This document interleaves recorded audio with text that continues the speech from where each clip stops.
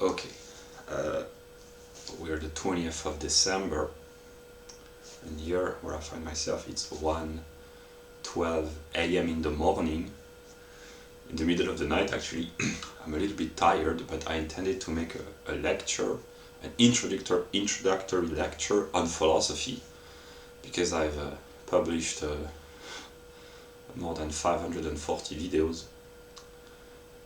But maybe I forgot to make a simple introduction to philosophy, so that's what I intend to do, rather accessible. I've read notes from the boring German metaphysician that shall not be named, but I will comment my own notes. I will try to make it as intelligible as possible. But let us begin by commenting briefly this document that I have recently reworked or rearranged, or this is what I call the Phenomenology of Spirit, namely how ideas circulate predominantly in the United States of America, but in the Western world at large. I will not comment rigorously, I just show the document. Every determination is connected to the other, they reciprocally determine one another. In the middle, these are the scientific categories, and on both sides, these are the determinations. So here, on the side of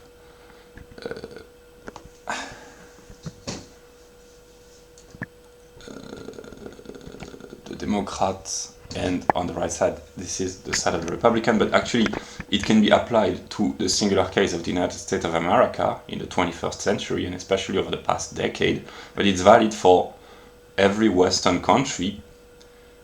This is what structures the intellectual and spiritual life of predominantly the Western world, but actually the whole world, because knowledge, by its very nature, when it is shared, when it is valid, it is universal, and it applies to all, and when it is shared publicly, it becomes available to all. That's the UPS. The Phenomenology of Spirit, as I call this, is predominantly valid in the United States of America, but actually that's a singular country, but actually it's valid for a particular type of country, namely Western countries.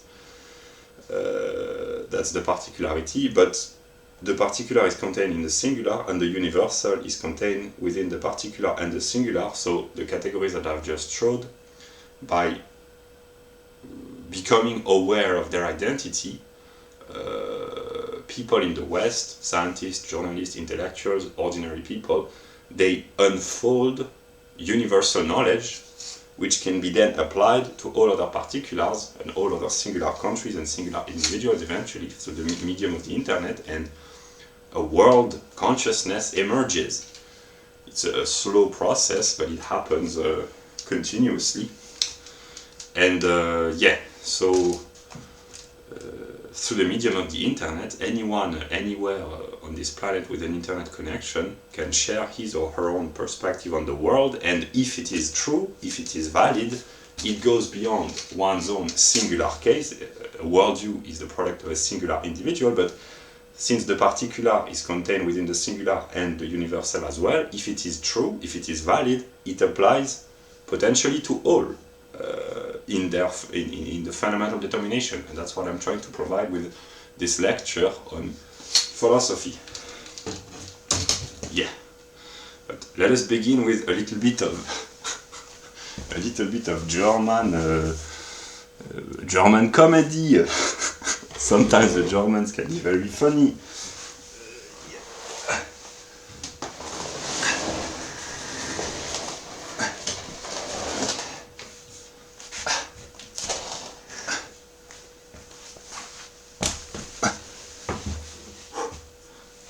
No, I will not sit precisely because I need to space. What is this? That's a new secret German weapon to take over the world. These are dry toilets, as you can see. I will not show in full detail, but basically I don't need to comment thoroughly.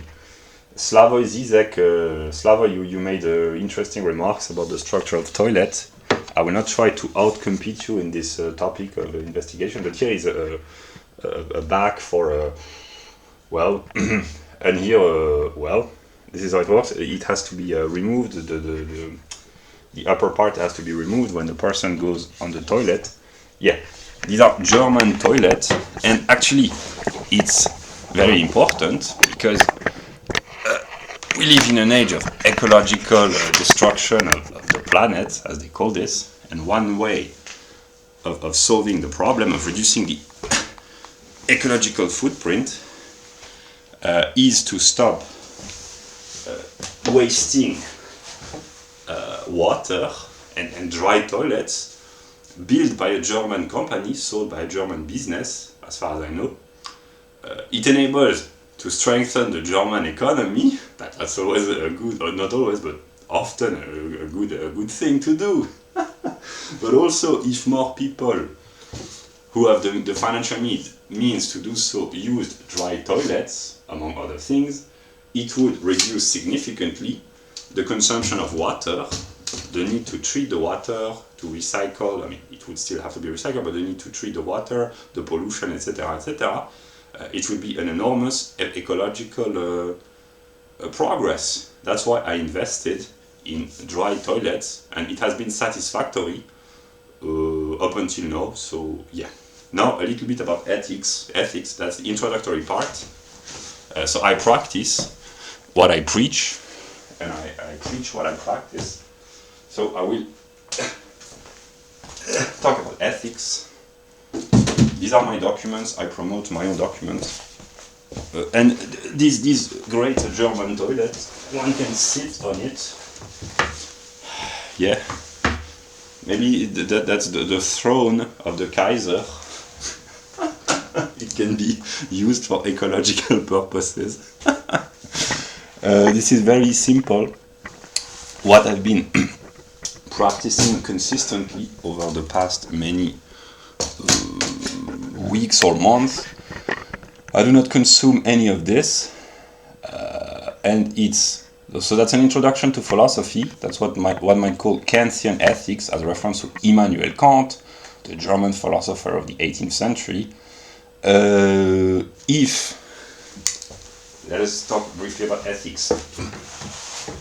For Kant, a behavior might be considered ethical if it can be universalized, namely if the principle, the moral code which serves as a guiding rule to the behavior could be universalized without contradiction, namely to act as a singular individual according to universal principles, and to ask oneself the question, what if other singulars acted as I do, what would be the consequences? That's one way of envisioning Kantian ethics in a very simple way. And what if people reduced their consumption or eventually ceased totally to consume soft drinks, fast food, cigarettes, alcohol, pornography, drugs, money, gambling, TV, video games. Video games, it's kind of an exception because it can be a form of art. Cinema as well. Newspapers, it's not the news but the paper which is being used. In the age of the internet, news become accessible through screens and computers and cell phones, etc. Sport, entertainment, jewelry, and casual sex. If people ceased to act in such a way, the consequences would be, some might say, life would be boring. It's never boring when you're in the company of a German. I mean, an insightful German. The Germans usually they are insightful, but not always. But life with a German is never boring. No, but the economy would slow down, would be reduced, the standards of living, but all the diseases and the social problems and the moral problems which come along usually with this kind of entertainments which can become addictions would vanish as well. Yeah, that's the first step. And on a personal level, I haven't consumed or participated in this for many months, sometimes many years. Then a little bit of ecological virtue signaling. I will sit on my German toilets. Yeah.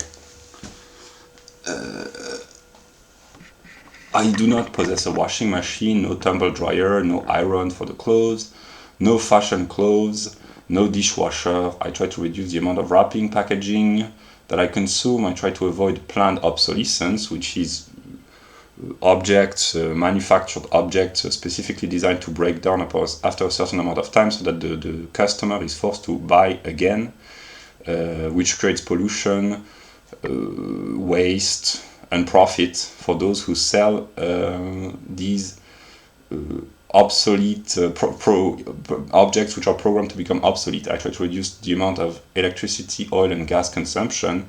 I use no hair dryer. I don't go to the hairdresser. I try to reduce to the minimum the amount of fat, sugar, and or industrial food that I consume.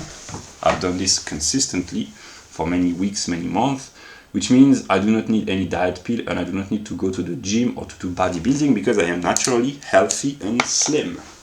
Yeah, and the third part. This is the introductory part about ethics, then I will talk about the theoretical aspect, but here I illustrate. These are ecological, universalist ethics in the age of the ecological crisis. I eat predominantly fruits and vegetables. I've started eating cooked fruits and vegetables and sometimes hot even since the winter period has started. Otherwise I would have lost too much energy. I became exhausted and it became counterproductive, so I slightly modified my diet, but I still have a kind of a minimalist diet. I use organic hygiene products. I've given away most of my clothes. I've encouraged and I consistently encourage local businesses. And if more and more people, wherever they find themselves, if they consume predominantly as much as possible in local businesses on a singular level, or in their particular neighborhood, or their particular town, or their particular city, or their particular country, it would strengthen universal economics because paradoxically, people would become more autonomous. There would be less transportation, therefore less pollution.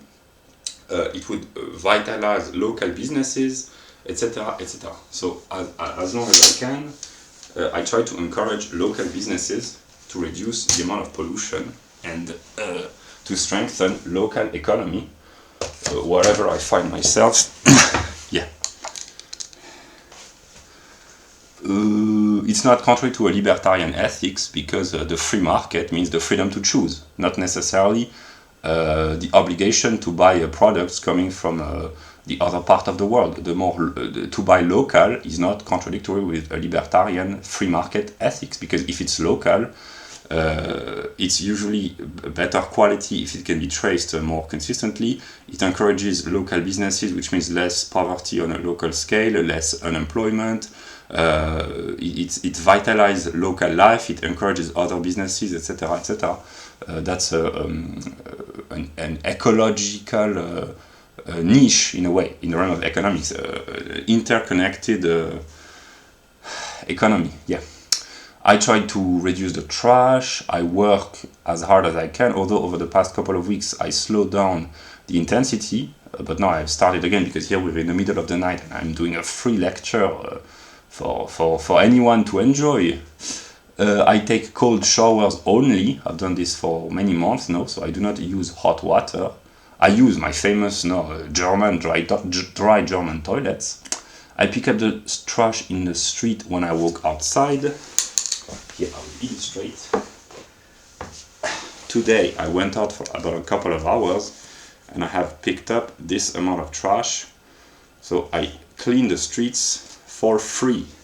But the counterpart, it would be too good, it's too good to be true, maybe. I don't do this for free. I mean, I do technically, but the counterpart is that I study the theoretical reasons why the streets in a country like France, which actually belongs to Germany, this part of the country. Why are the streets filled with trash? There are the economic reasons, because when a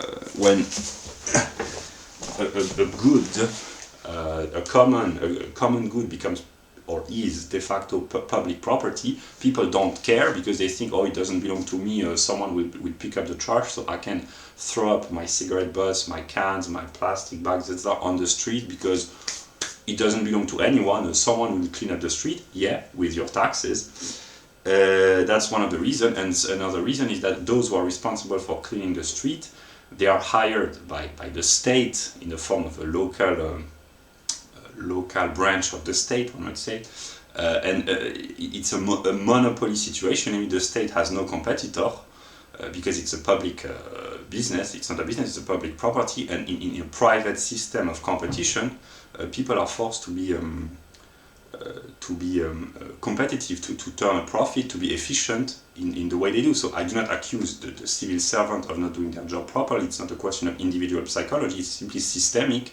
When there is a situation of monopoly, the quality of the services tend to drop and the prices tend to increase because there are no incentive to do better. And another reason partly can be explained by the decline of intelligence and the decline of civic virtue caused by socialized economics. So I work for free, but I think what I do, and I do what I think. This is part of what being a philosopher means. Also, I practice minimalism. I reduce my standard of living. I've given away books daily for many weeks, many months. I've made donations, public donations, to encourage the spread of intelligence around me. A very good book, The Intellectual Regression of France, which explains why France has become intellectually backward and decadent, by a libertarian author. But I have not only distributed this book, but all sorts of books for the young, for books about diet, books about nature, books about history, books about economics, etc., plus my personal books. I've made donations, and I will keep making donations as long as I can, in the form of food stamps in my local neighborhood, to encourage organic farming, to Wikipedia to encourage the spread of knowledge, and to the Ron Paul Institute to encourage peace and prosperity, libertarian ideals, and also to great content creators on YouTube. And I practice introspection on a personal level. Every day I study my soul to try to appease my inner torment, to master myself as much as I can, to heal my problems. And so that's what I've been doing. And now, where's the trick? I've already made this joke, but I will keep making this as long as I have to, maybe. In order to understand virtue signaling, this book can be very helpful. Virtue signaling is a means that predominantly Europeans, white people, do use to signal their virtuous action, their moral behavior, to influence others, to have an impact and to gain status and prestige, to say, look, I can be more moral than you because I reduce the ecological footprint, I help the poor, I promote organic farming, I am a good citizen, I am a moral person, etc., etc. When white people do this, usually other whites, they say, oh, he's such a good person, we respect him, etc., etc. That's one easy way to manipulate white people for the good, for the good. And here the counterpart is to promote intelligent books to explain this mechanism, this moral trick, predominantly among Europeans, but actually it's universal, as will be seen with the lecture. So now a little bit of room organizing, clean my room, and then I begin the lecture with the theoretical aspect.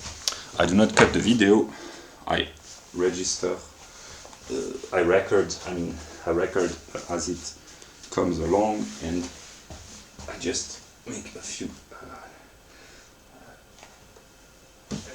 modifications.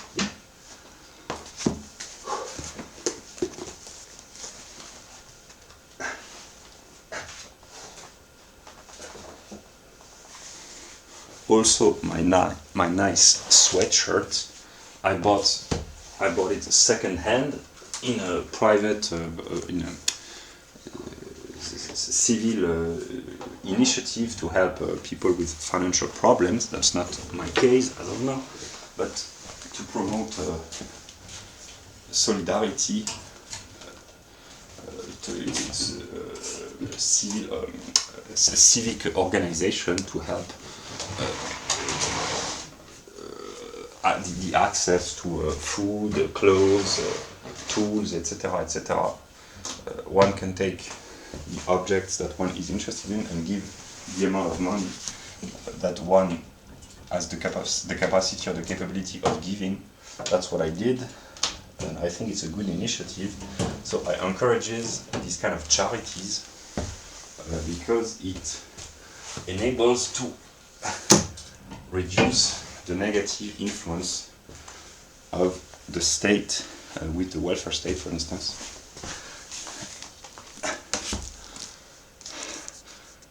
To act and to think philosophically means to think about one's life and to act according to one's thought.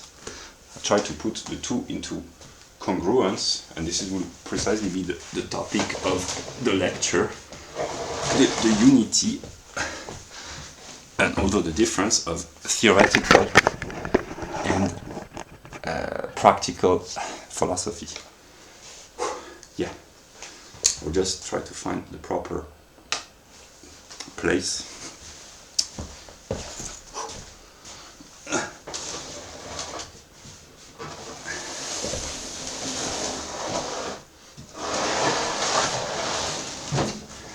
Yeah, do we see? Okay, that's a British gentleman. I don't know if you recognize him, but it's a typical British person, as I envision this. The British, they have changed a lot. Yeah. Okay, so I comment briefly about it's a simple introduction to philosophy with very basic determination. That's a kind of a boring lecture, but maybe it will shed light for the people who are not familiar at all, and then it will enable to retrospectively understand my videos, my lectures, but actually to understand the world and to understand thought and behavior. So the distinction between theory and practice, the theoretical aspect and the practical aspect. Consciousness is the relationship between the self and an object. The self can be another name for the I, in the sense of I am, or the ego. In German, that's das Ich. I'll call this das Ich, or the ego. So consciousness is the awareness of an object. It can be an external object or self-reflection, namely self-consciousness. Yeah, and a practical behavior, a theoretical behavior, means to consider how things are, how the objects are, and to try to put one's own representation, one's mind, in accordance with the object, to think properly, to think theoretically. That's a tautology, but to adopt a theoretical behavior means to reflect upon the objects which surrounds us, either immediately or in a broader perspective, and to interiorize them in our mind. To act practically means to exteriorize the determination of the mind and to bring about an effect, a change, a modification in the external world through action, through an inner determination. So theory means to begin with the outer and to interiorize. Practice means to begin with the inner and to exteriorize consciously. Yeah. Also, there's a distinction, a very simple distinction between the physical, sensuous world, the world which can be perceived through the senses, smell. My German toilets, they do not smell, precisely because they are well designed. Yeah, smell, touch, audition, hearing, vision, taste.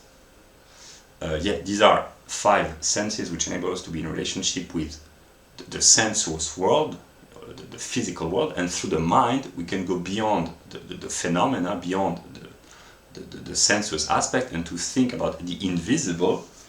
For instance, the laws at work constantly. The law of gravity is not seen, we are stuck to the ground, although strictly speaking the laws of electromagnetism teaches us that we do not touch the ground because there is electromagnetic repulsion between the atoms of the soil and the atoms of our shoes or our feet. Yeah, but we do not see the law of gravity, we do not see the law of electromagnetism, but they are present everywhere. We do not see the chemical reaction at work within our body, or the biological interaction, the circulation, and how we do not see this or not even sense this necessarily, but we can think about this and make the invisible not visible but conscious by thinking properly. The speed at which this pair of glass falls if I drop it is determined mathematically according to the gravitational force of the Earth, the mass, the acceleration, the air, the slowing down of the fall by the molecules of air, etc., etc. So this is the intelligible world, the world of laws, which are invisible, but the effects of the laws are made present everywhere. The objects are stuck to the ground just in the realm of physics because of gravitational attraction. Yeah. To reflect upon the world means to go beyond what is singular and to think about the universal determinations which determine precisely the singular cases. The laws of economics, they are invisible, only the effects are felt, are made present. What determines the success or failure of a business, what determines the rise or fall of interest rates, the rise or fall of prices. There are laws at work which depend upon many factors, and the laws of economics, they are not written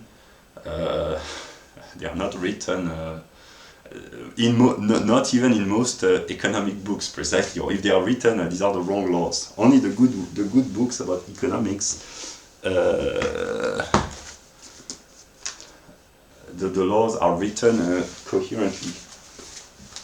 I have another good book that I haven't yet read fully, but I intend to do so. Yeah.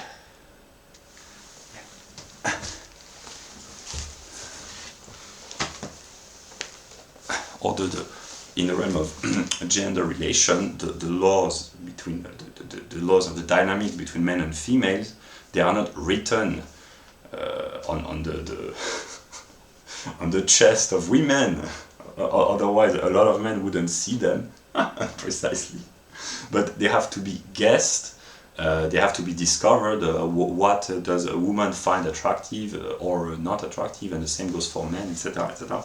So yeah, that's the intelligible world as distinct from the sensuous world, which is only accessible through the mind.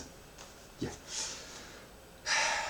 So to behave means to negate what is external through an exteriorization of an inner determination, through an exteriorization of the will, to negate how things are and to change them, to modify them, to put them in accordance with the inner determination, namely, very simply, the glass is as here. If I want to see better, I have to, through my will, it doesn't require a lot of will, I have to put on my glasses to see better. If I want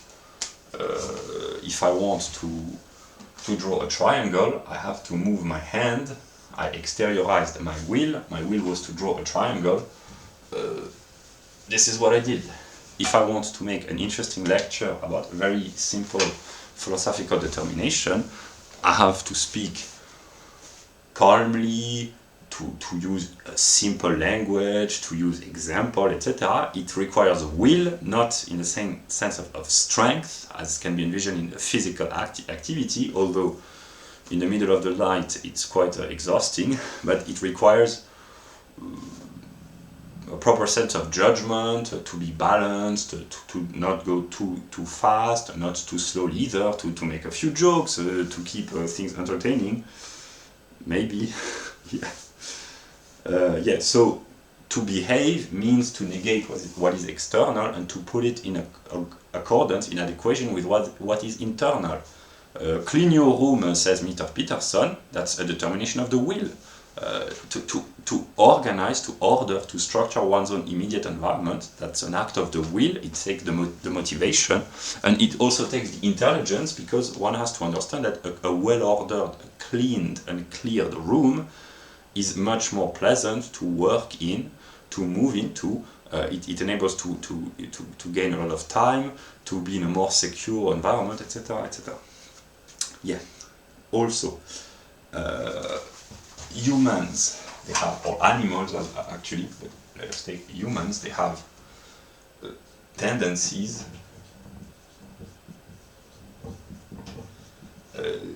desires, instincts. The lecture is about will and intelligence. It's really a basic determination. Do we see? We'll check. Yeah.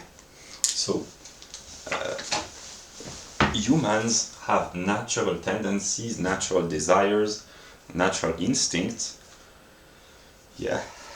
And they are opposed to the will, in a sense that they are immediate, they are natural, they are spontaneously present in man, and they are often unconscious, whereas the will is a conscious act. And to grow, to become autonomous, to mature, to become independent, to become strong, one might say, means to replace willingly, consciously, some at least of the tendencies, desires and instincts, which can be negative, aggression, sexual desire, negative tendencies, and to master them, to dominate them, to polish them in a way, and to train the will so that only the conscious decision is made manifest, and only the conscious decision orders and determines the behavior of man, one's own behavior, and not the inherited tendencies of the natural world, the animal instincts. I mean, it's not possible to completely eradicate them, but and it's not necessarily, not only it's not possible, but maybe it's not even desirable. But let us take a very basic example.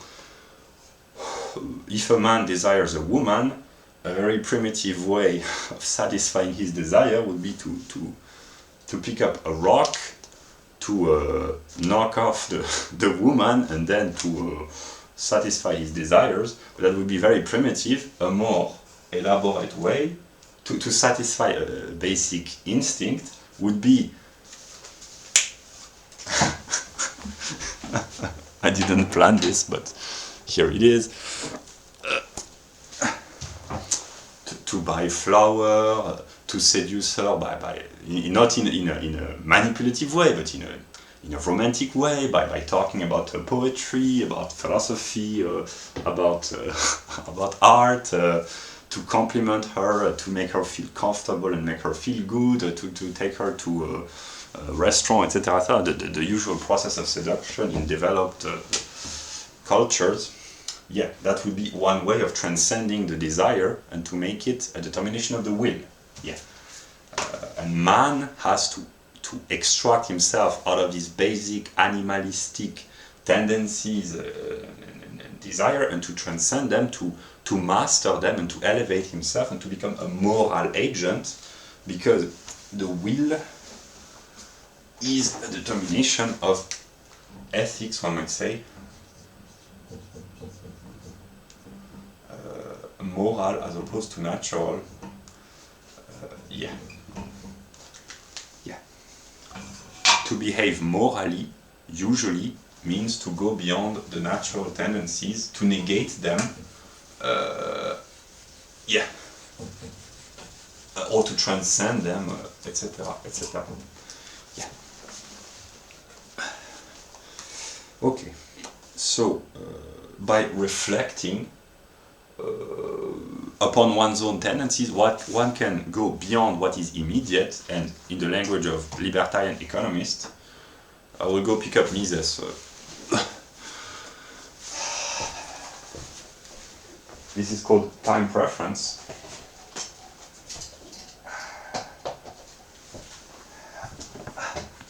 Yeah.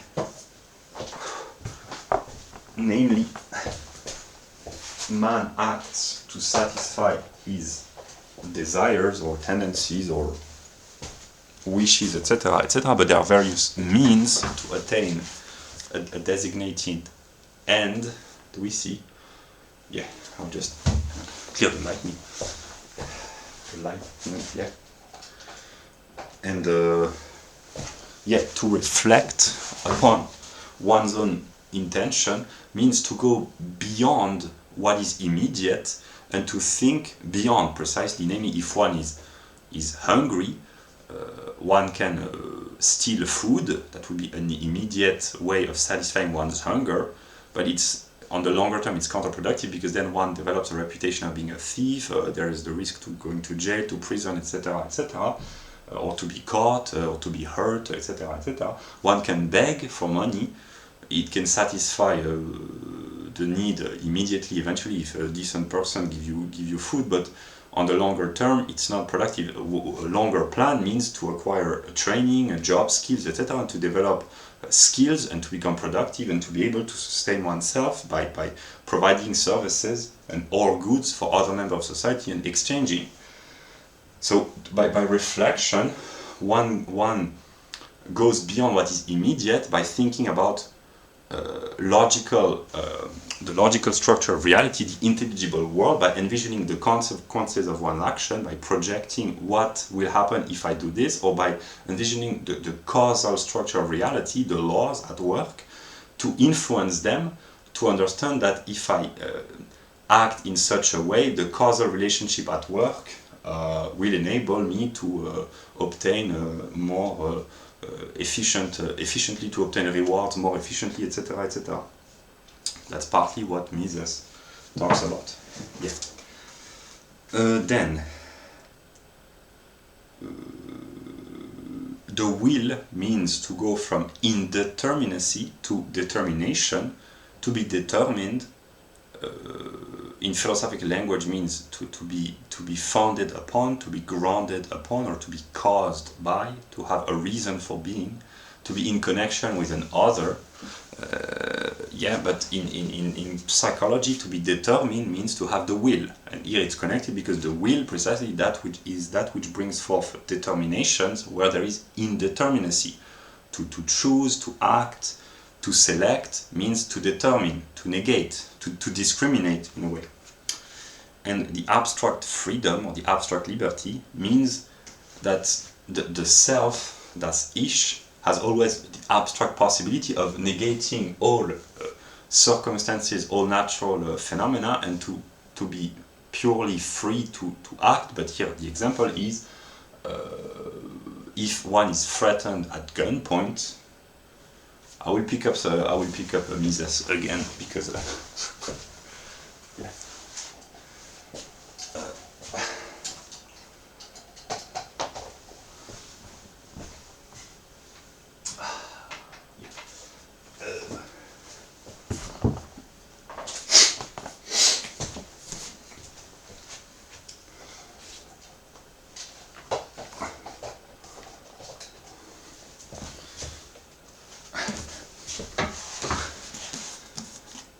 In a socialist mode of organization, one is free not to pay one's taxes or to violate the law if it's deemed unfair, but to be free at gunpoint is not the same as the freedom of this person and this person from an abstract standpoint is the same, but if we think more concretely with more determination, this person is actually more free than this one.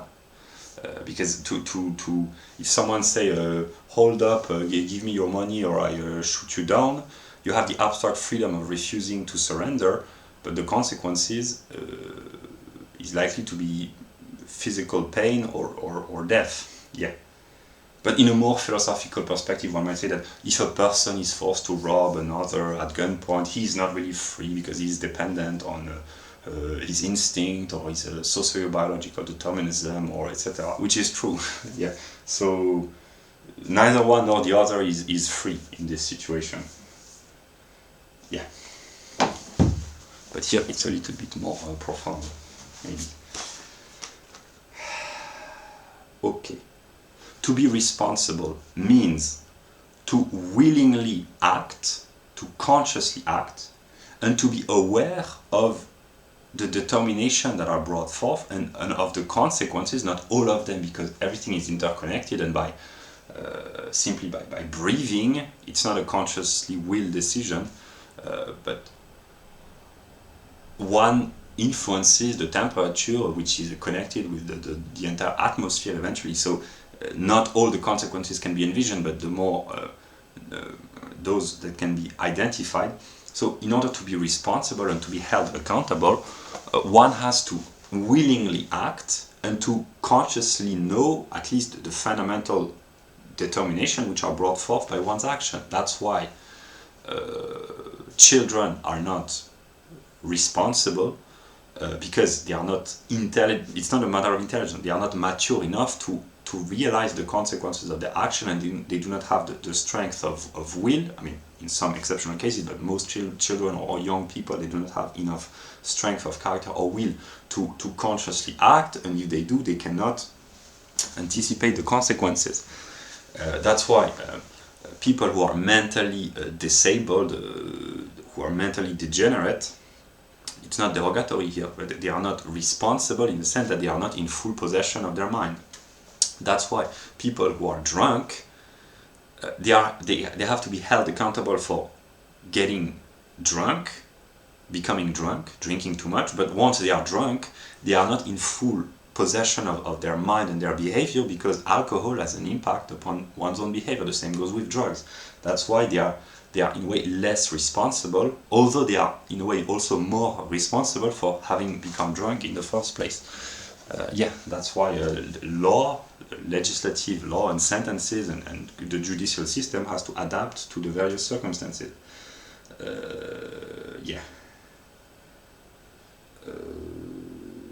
And also a little bit of traditionalism. Women are less responsible than men. Actually, they are not responsible at all, because metaphysically women have not as strong a will as men do. Women do not have the same capability of abstracting themselves from their natural determinacy and to think purely ethically independently of the circumstances and the outside influence, because women are more dependent on reputation, status, and they are physically usually weaker, and they are less programmed to abstract themselves from their sensuous existence. That's why men have a stronger will, because they are more independent, they are more self-reliant metaphysically than women. That's what women appreciate in men, is the ability to have a strong will, that which women cannot do. It sounds derogatory, but the consequence is that if women have a lesser will or have no will at all, it means that they have no responsibility. It sounds very negative, but actually no, it's positive in a sense that they cannot be blamed in a way, because the person who is not responsible, he cannot be held accountable for whatever negative action he might be accused of.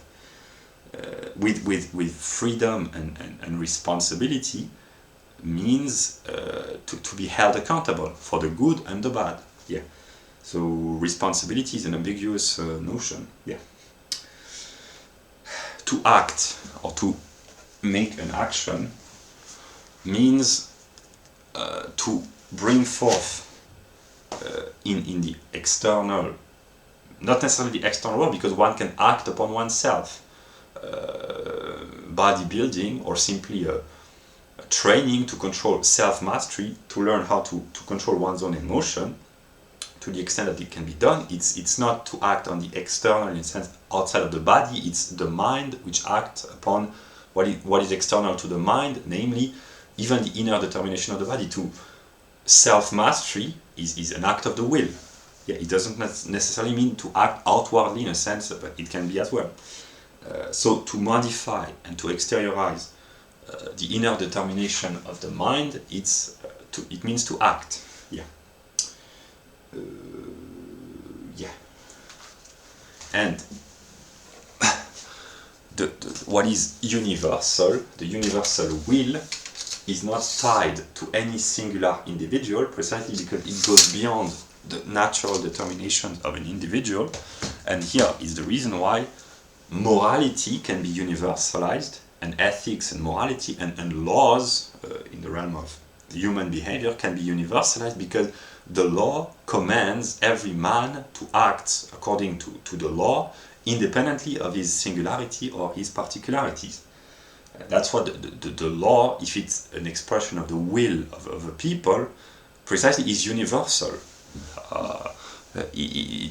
Every man has to act according to the law, independently of his singular determination. That's ethical behavior. Yeah. That was the introduction about ethics. And okay, 45 minutes. About the distinction between theoretical and practical. Now I can remove the English gentleman. Maybe he was Jewish, because sometimes I think Mises dressed maybe like this, I don't know. But yeah.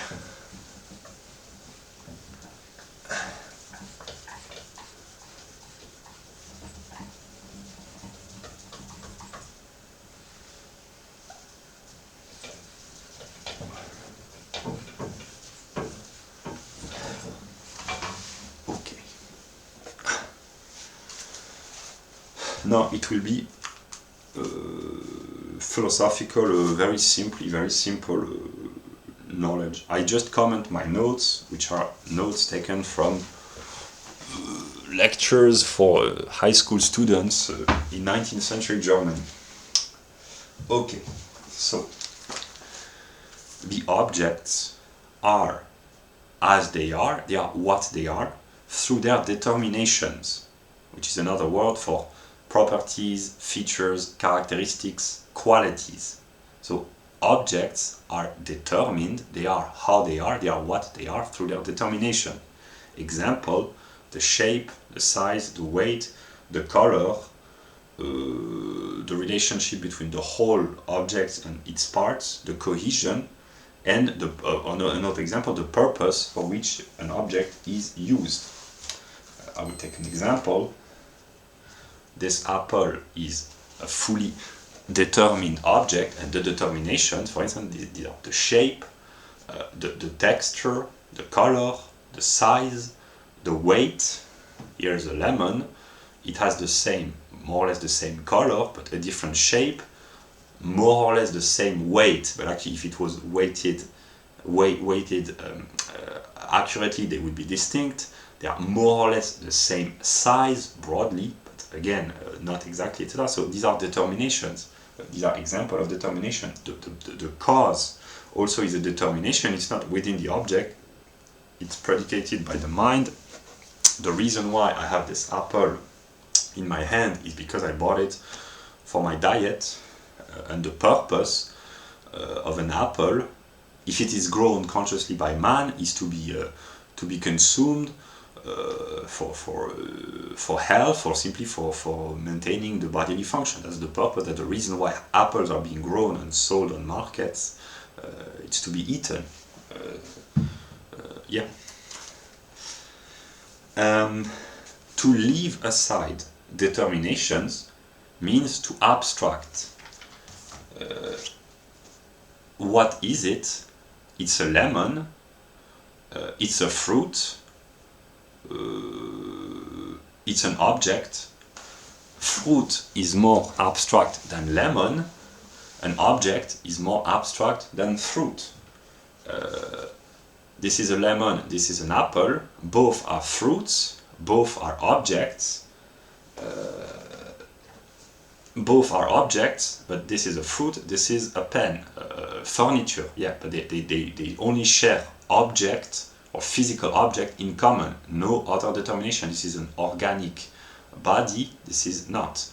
Both are physical objects, they have a weight, they have an extension, they have a shape, but one is organic, the other is not. Yeah. So to leave aside determination is another word for abstraction. The ability to think abstractly, but thought by its very nature is abstract, as opposed to sensuous perception, which is always the perception of fully determined, concrete, singular object. Thought is abstract, but it can be more or less abstract in a sense. Like I just said, an object is more abstract than a truth or a thing. An object is concrete when it is fully determined. This apple has a very specific size, a very specific shape, specific color, specific texture, specific taste, etc., etc. And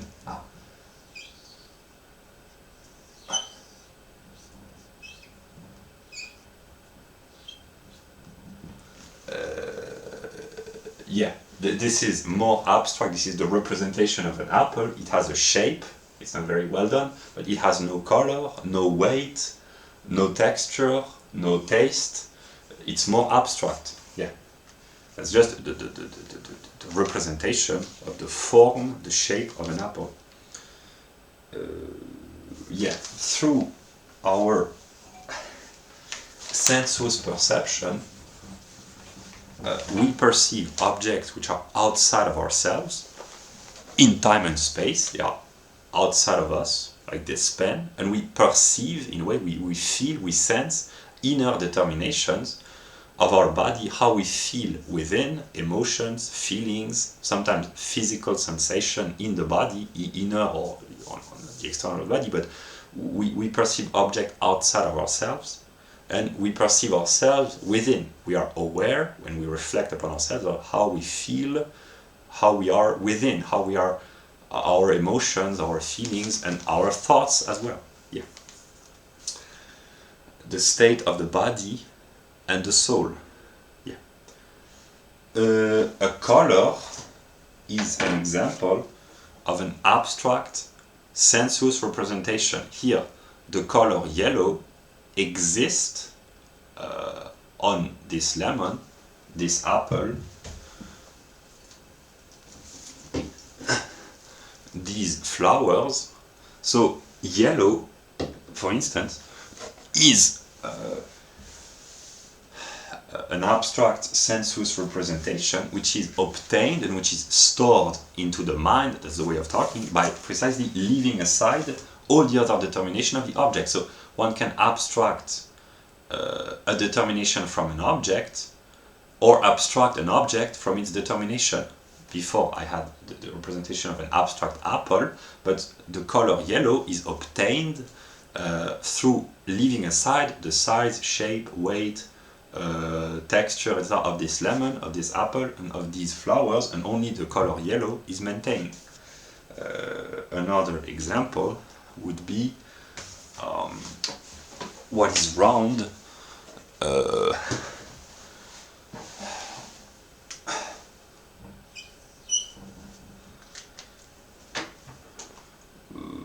This apple broadly is round, this circle broadly is round, this is broadly round or circular.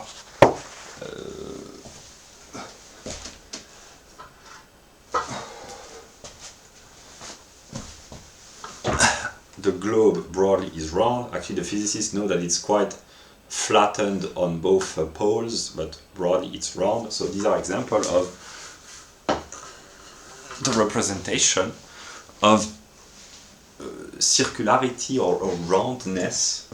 Yeah, that's an example, and it is obtained by abstracting from all the objects that are shown and all the other forms. The light here, which is enlightening, is round.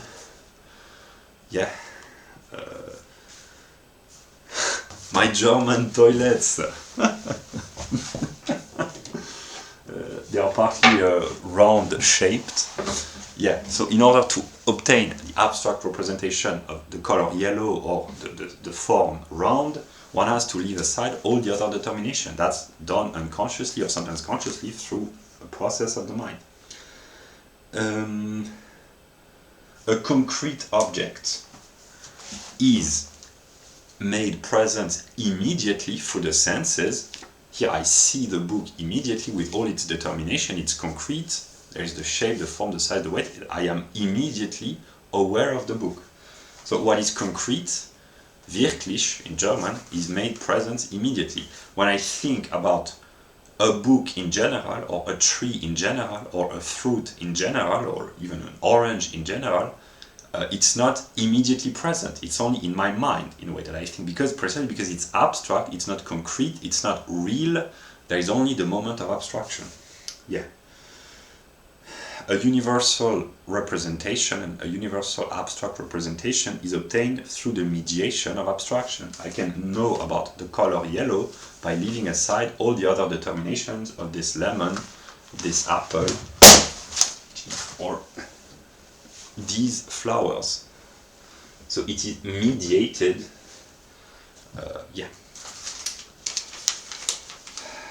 to analyze what is concrete. It works for a book.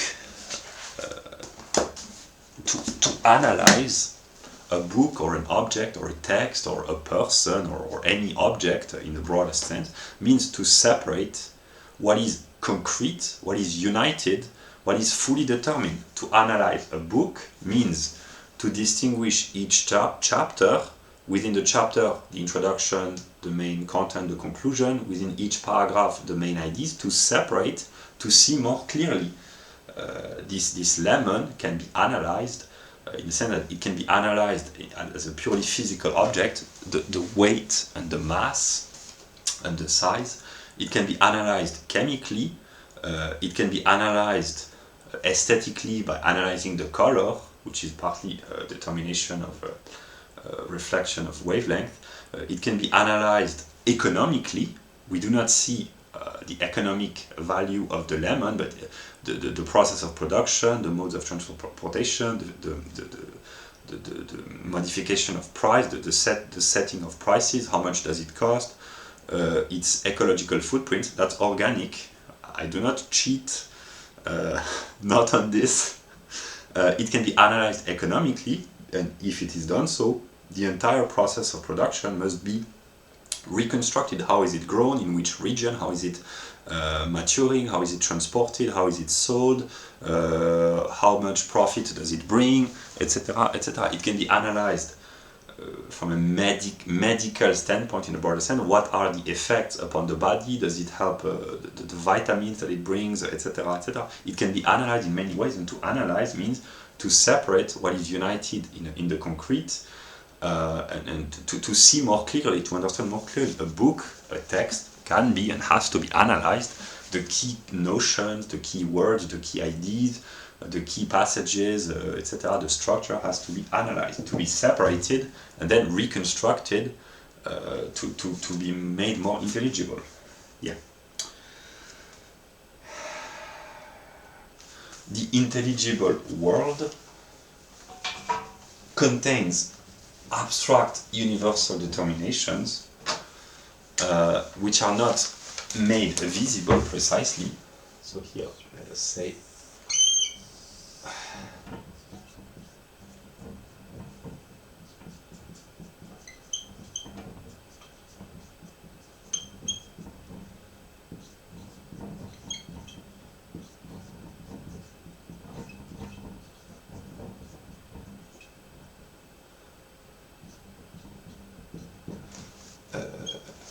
the world of the senses is the phenomenal world, the world of singular objects which are perceived through the senses directly, immediately, and the realm of the universal is that which goes beyond all the singular, the laws at work which determine the economic laws which determine the price of this lemon, the climatic and biological laws which determine the shape and the growth of this apple or these flowers, etc., etc. The psychological laws which determine the production of this book, but also the economic and sociological laws which are discussed in the book, etc., etc. And these are the categories. In the laws, they can be usually quantified mathematically, but if we go even further into abstraction, these are the pure determination of force, like cause and effect, quality, quantity, measure, ground and existence, universal, particular, etc., etc. possibility condition. This apple can grow in autumn, let us say, on the condition that the temperature, the soil be proper, etc., etc.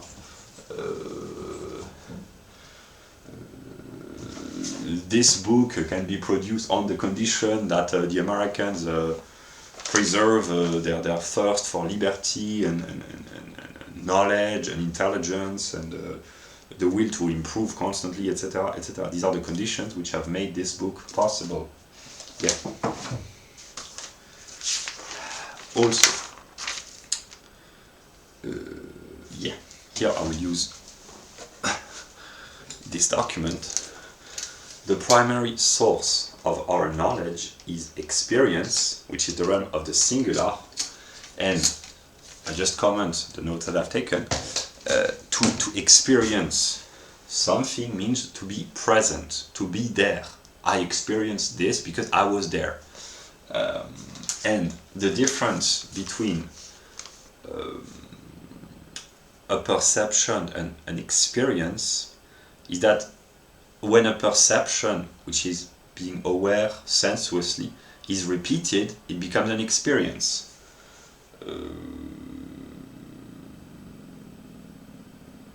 Yeah, let us take an example.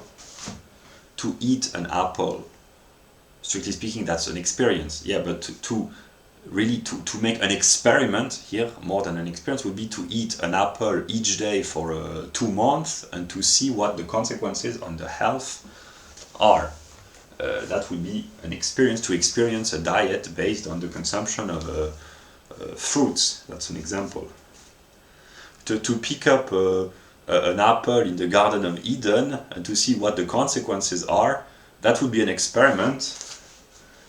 If you eat this apple, you will be thrown off the Garden of Eden. This is the kind of experience I would prefer not to. Yeah. But maybe you will gain knowledge. Yeah. Yeah. What is maintained in a less, or maybe more serious, maybe less serious, but to implement socialism in your country, that's an experience. Actually, that's an experiment, and one can perceive that there are dysfunction at most levels, if not all levels.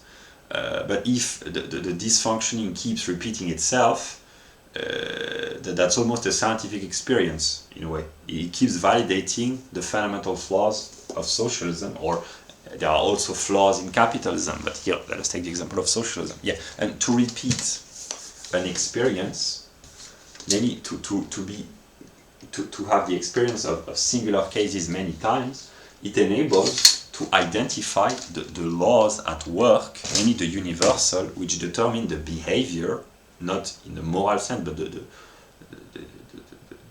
way the manifestation of the singulars. Yeah. And a scientist, that's how he reasons, he observes singular cases and he tries to elevate his mind to the laws which regulate the behavior in the broader sense of the singulars by thinking about the universal, which are the laws.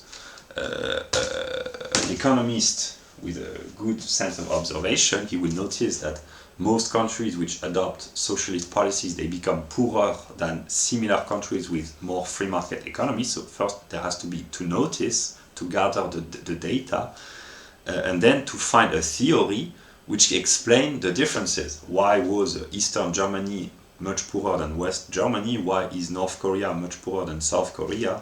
Why was Eastern Europe much poorer than Western Europe, etc., etc. First to be aware of this, and then to try to find a reason, which means to predicate categories, to explain, to deduce, to understand the singular occurrences. So a law is a unity, a union, a connection of two phenomena, and if one is present, the other as well. The law of gravitation means if an object is dropped, it falls towards the center of the earth. And that's the law in the broader sense, but then it has to be more determined in terms of, it can be quantitatively determined. and qualitatively would be to explain the reason, the theoretical reason, and quantitatively would be to give the measure, the gravitational constant g, the mass of the object which falls, the mass of the object which attracts, although strictly speaking, as far as I know, the lemon attracts the Earth as well, but the Earth has a much greater mass. So the mass of the lemon, the mass of the Earth, the gravitational constant, the height at which it falls, the acceleration, etc. It can be quantified mathematically, and then the qualitative reason would be the curvature of space-time, or the gravitons, the particles which are supposedly responsible for exerting attraction, which have not yet been observed, but which have been theoretically deduced by physicists, as far as I know. Yeah. So experience, if it is repeated constantly, it shows the consistency and the universality of a phenomena, but not the necessity. Experience tells how things are, but not how things are meant to be, are supposed to be. Usually things, for the perspective of science, things are the way they are supposed to be, because they cannot be otherwise. Yeah, but yeah, so experience teaches the universality, or at least the strong quantitative extension. For instance, the famous example is swans. Most swans are white, but there are black swans as well. So someone who has observed 96 white swans, he can conclude all swans are white, but actually even if 4% or 3% or 2% of swans are black, it's enough to negate universality. That's an example. I don't know the quantitative determination of colors among swans. Yeah. So experience teaches how things are, not how things are meant to be. That would be the theoretical aspect, the scientific aspect, the cause or the ground. And to be knowledgeable is to have an empirical knowledge, means to have knowledge about data, statistics and facts. And to have a scientific, more theoretical knowledge means to know the causes, the reasons why the data are the way they are. Yeah. About authority in the realm of knowledge, there is a lot of knowledge which cannot be accessed through experience, because an individual cannot be present everywhere at the same time, so he has to trust the competence, the authority of another, and to trust the judgment of another. The other has to be trustworthy, and let us take an example.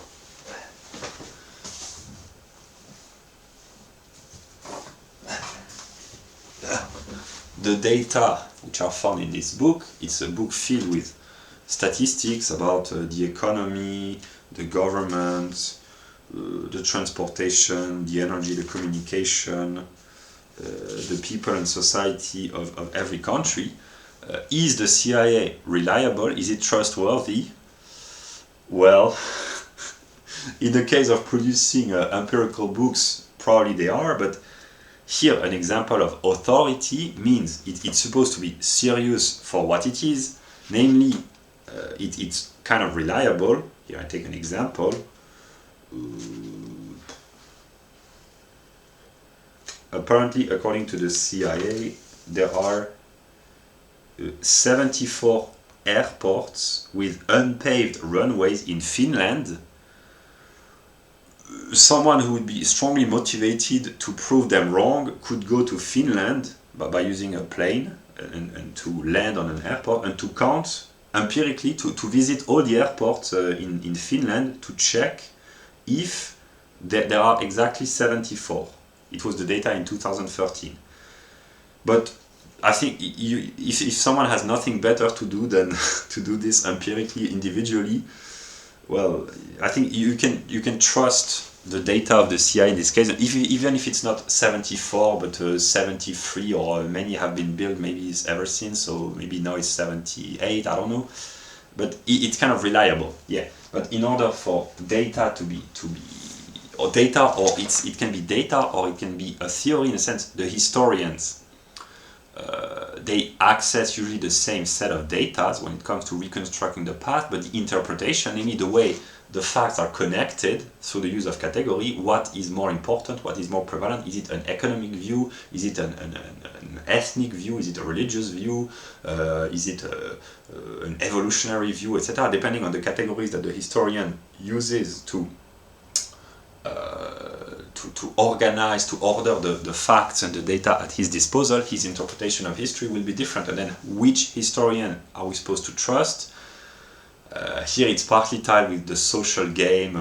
Those who have a high reputation, they are respected by others because they want to climb the social ladder, they want to be respected and acknowledged as well, so they have to respect the figure of authority, etc., etc.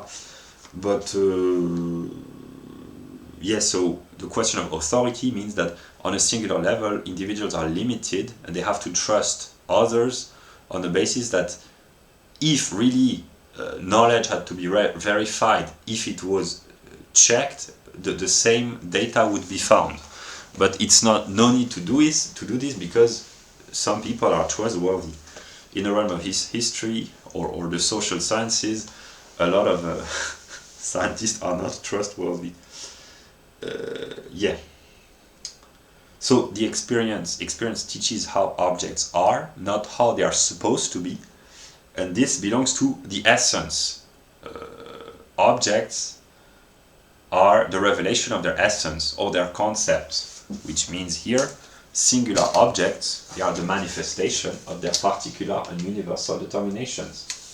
If we simplify, I mean every existing object is the revelation, the manifestation of its essence.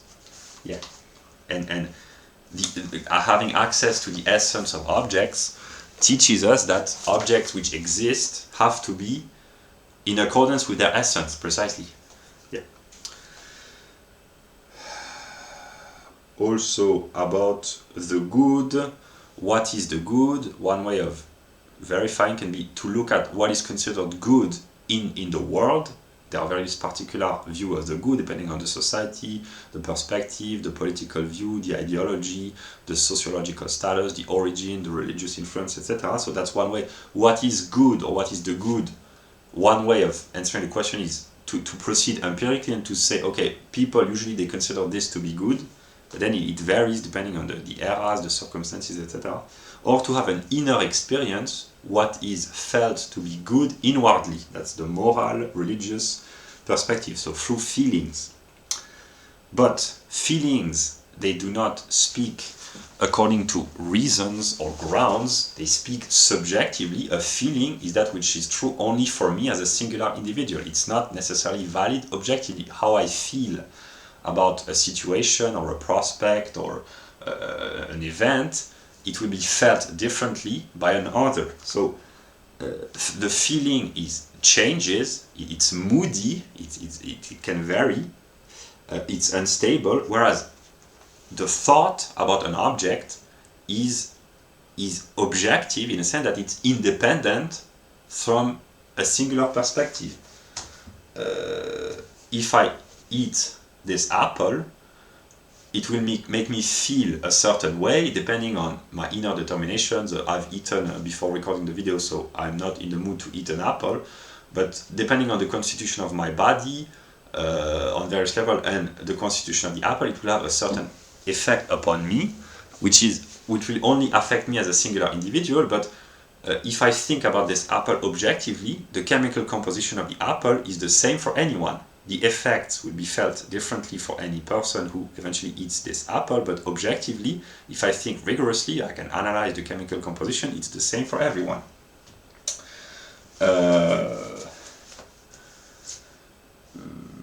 An economic policy, if it is thought globally in the term of a global society, not on a global scale, the effects will be the same for all the members of society, not equally, but every member of the society will be affected by the policy. But of course, depending on the position within society, the perspective, the knowledge, etc., each individual will feel differently about the same economic policy, which objectively is the same for all. Let us take an example. If there is a period of prosperity or of recession or crisis, objectively the situation is the same for the whole of society, namely the standards of living, whether they rise or fall, they are on the perspective of the whole society, they are the same for all, but then it is felt differently for each person. Namely, to be a beggar in a period of economic crisis or to be a millionaire, it's felt differently.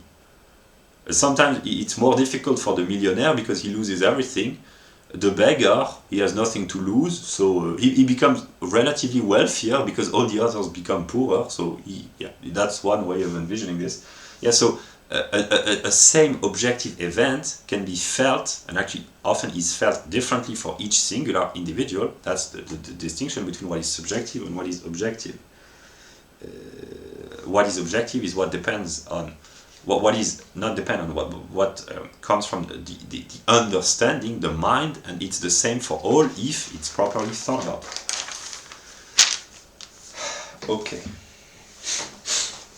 Now a little bit of writing on the table board.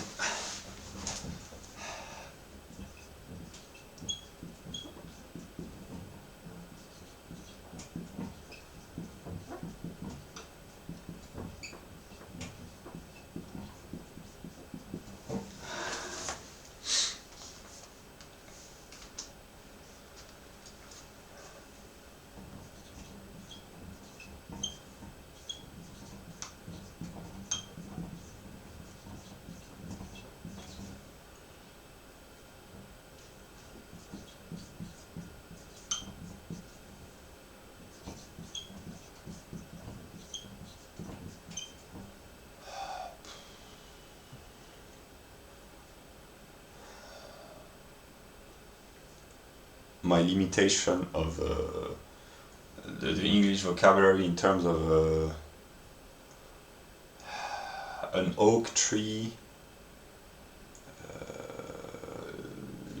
Yeah, my English is really poor when it comes to naming trees. Yeah, if anyone wants to think about what a rose, as Shakespeare said, even in a different name, it would smell as sweet. Yeah. A little bit of English poetry while sitting on German toilets, with no smell because they are well designed. If I want to think about what a rose is, or any other flower here, my knowledge of the English language is really limited. I don't know how they are named in English. In French either, I don't know, but yeah. If I want to know what a rose is, I have to go to the particular type of object that it is. It's a plant, a vegetal plant. And then the particular for the plant would be an organic body, which would be the universal for the rose, but it can be, it has various degrees. UPS has various degrees depending on the classification. Yeah, so if I want to know what a raw rose is, it's first a plant, which is an organic body. An animal would be another example.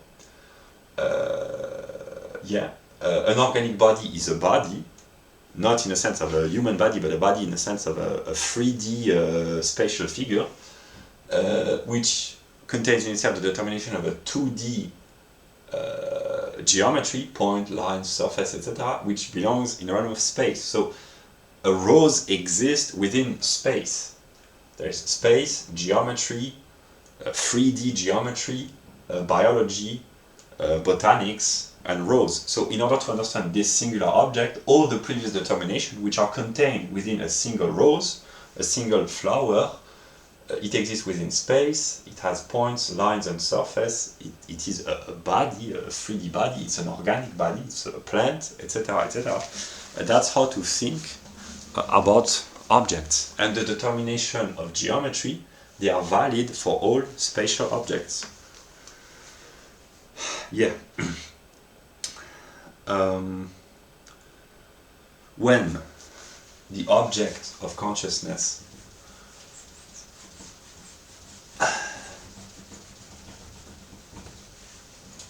when the self is confronted by an object, this is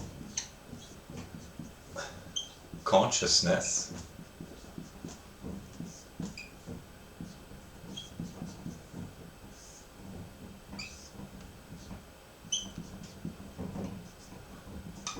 this is consciousness, this is self-consciousness, namely when the self reflects upon itself, like reflection, like in a mirror.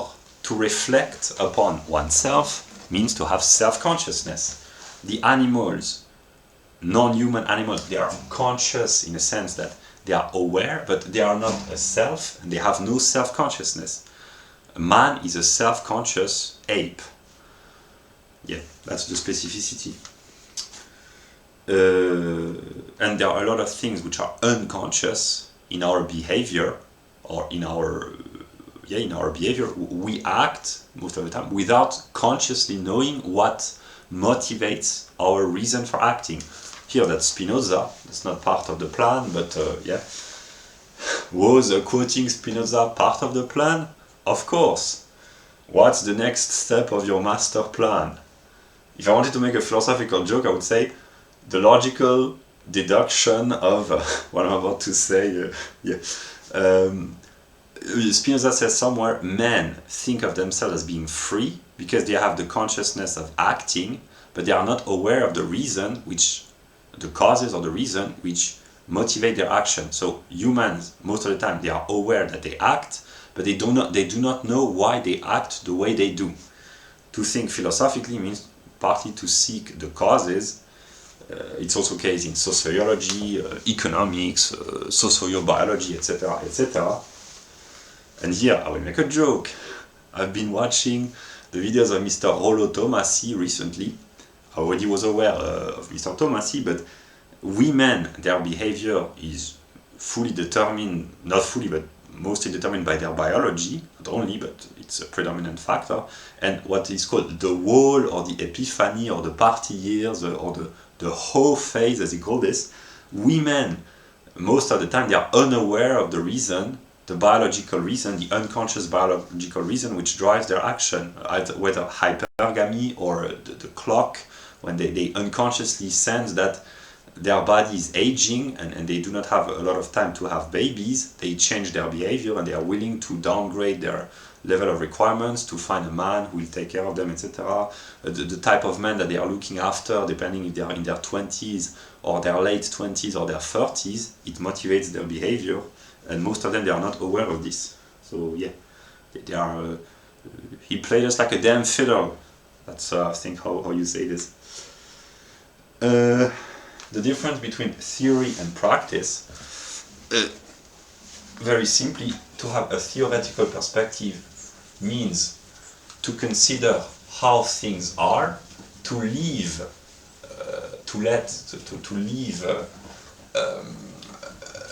the object how it is, to consider what is, and to try to grasp intellectually what is, to grasp it how it is without modifying. So it's, in a sense, it's kind of passive. A scientist, in a sense, is passive because first he observes, he does not interfere, and here it's famous in anthropological studies for anthropologists to stumble upon a primitive society is an opportunity, because he can observe a subject, not individual subject, but here the collective society, the tribe would be the subject of the inquiry, which has not been influenced by external events. So that's the ideal of a scientist, or some scientist at least.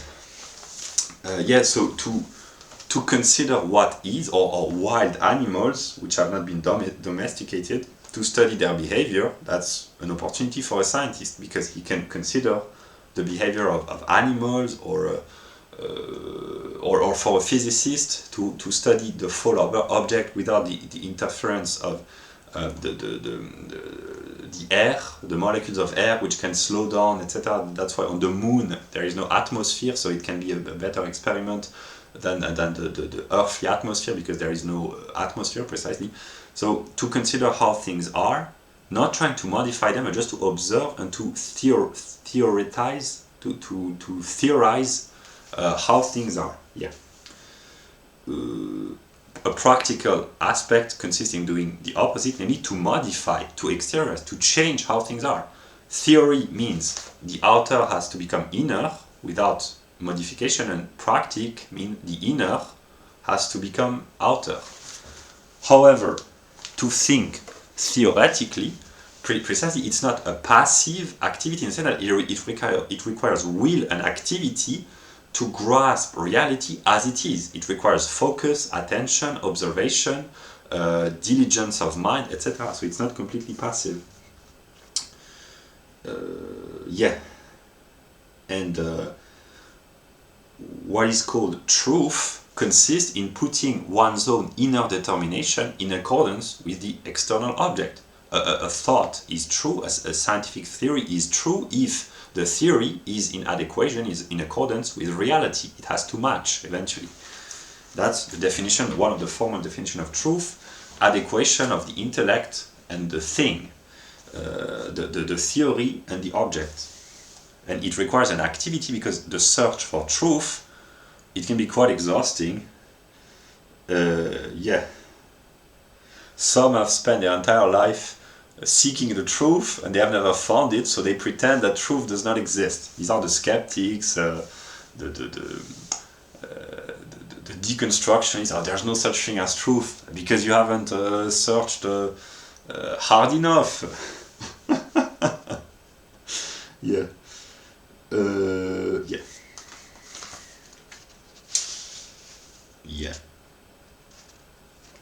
Also, I forgot to say, humans are aware, they are self-aware, but most of the time they are not aware that they are aware.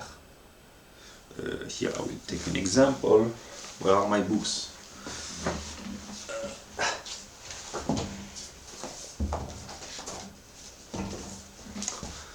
I can anticipate at some moment some Americans, like Charles Murray, are aware, or a lot of people who have gone through the educational system, or precisely not know, because it's so well designed that a lot of people who go through, they are not aware that it's kind of broken. But Mr. Ron Paul and Mr. Charles Murray, they are aware that there's a problem with the educational system. But to be aware of the problem, that's good, it's better than being ignorant. But to be aware of being aware, that's just the next step. Because at some moment, I can anticipate that humans, at least first in the developed world, they will become aware that they are aware that there are a lot of problems. And when it happens, when people are not, first they have to become aware of the problems, the great replacement, crime, economic recession, the scam of the banking system, the corruption of the elites, etc. To become aware, that's the first step. But at some moment when people become aware that they are aware, it will change the system. That's the process of the evolution of consciousness. Really, it's quite complex. For an introductory lecture, we can skip this part.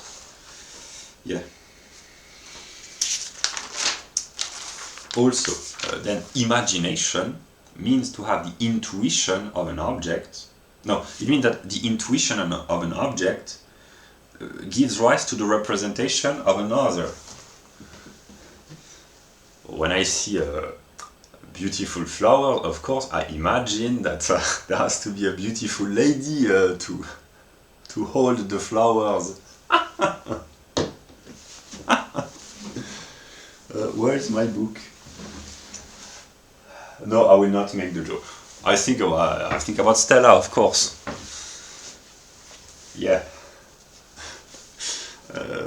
That's a private joke.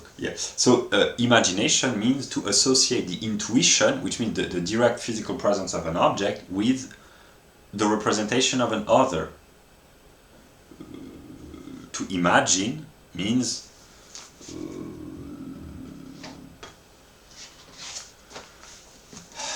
I imagine, when I see this book, I imagine the work that it has required on the part of Mr. Murray and Mr. Ernstein. I also imagine the wrath of the white leftist scholars. This book speaks too much truth. I can imagine what happened in the 1990s, etc., etc. I can imagine. Here, I don't know if it's imagination, it's more empathy in a way, or in a way that this is what I experienced. This book brings so much light to the topic of sociology, not just American sociology, but sociology at large, that I can imagine that a lot of people who were kind of unaware of the brand new data in the chronological perspective that this book offered, that there was a moment of enlightenment when they read the book, if they understood. For those who are not familiar with the topic, because it really explains a lot. It opens a breakthrough. And here, again, in the topic of imagination, I can imagine the reaction of Mr. Richard Lynn when he read this book, which inspired him to write another book, less successful but also very important. And thanks to the pieces of advice by Mr. Peterson, I have ordered my room. I have cleaned my room so I can access very easily the objects that I need. Yeah, Mr. Richard Lynn, I can imagine that when he became aware of this book, he had the idea of making this global to universalize the singular case of the United States of America. And this is what probably has driven, not probably, I mean, this is actually what has driven his will to publish this book, The Global Bell Curve. Yeah.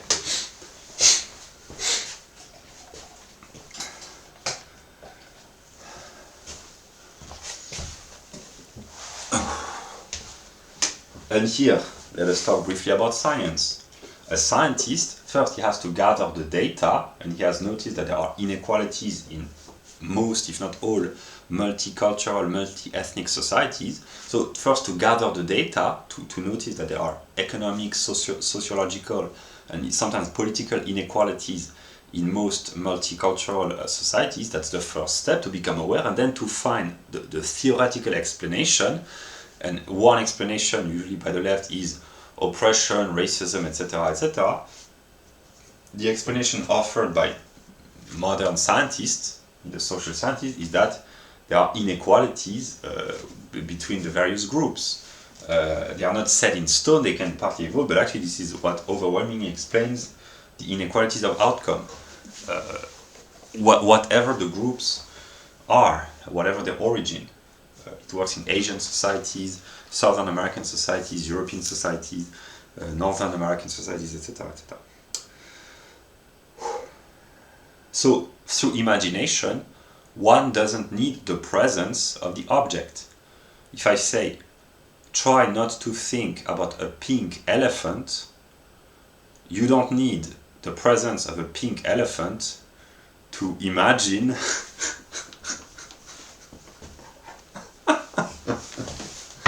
it works each time.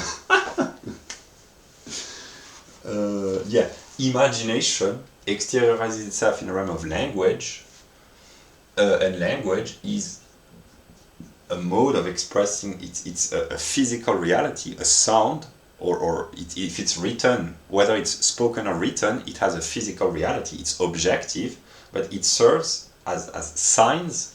These are signs which have a meaning. Ich, that's German, which means self or ego or I, to express thoughts and emotions and feelings and representation. Okay, that's not the proper order, but that's how I drew this when I took notes.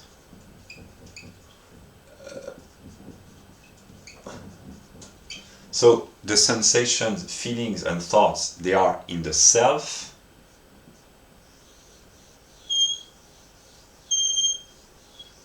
but they are expressed, exteriorized through language. Through language, man can speak about his sensation, his feelings. That would be the external sensuous perception, the inner sensuous perception, and the inner intellectual, not perception, but the inner intellectual faculty. And through language, man, through his self, can express himself, to make the interior external. And scientists, usually, they ought to express objective thoughts. Here maybe thoughts by their very nature, they are objective, but universally valid thoughts. A good scientist is supposed to erase his personal influence as much as possible. Because science, if it is really scientific, it is the same for all. Whatever the origin, the social status, the intellectual level, the culture, good science is universal. I haven't read this book yet. I have browsed through it, but if it's really a good book, and I think it is, it's true whether or not Mr. Thomas Sowell is an Afro-American, and the reverse is true. This book, which what I've read, it's a good book.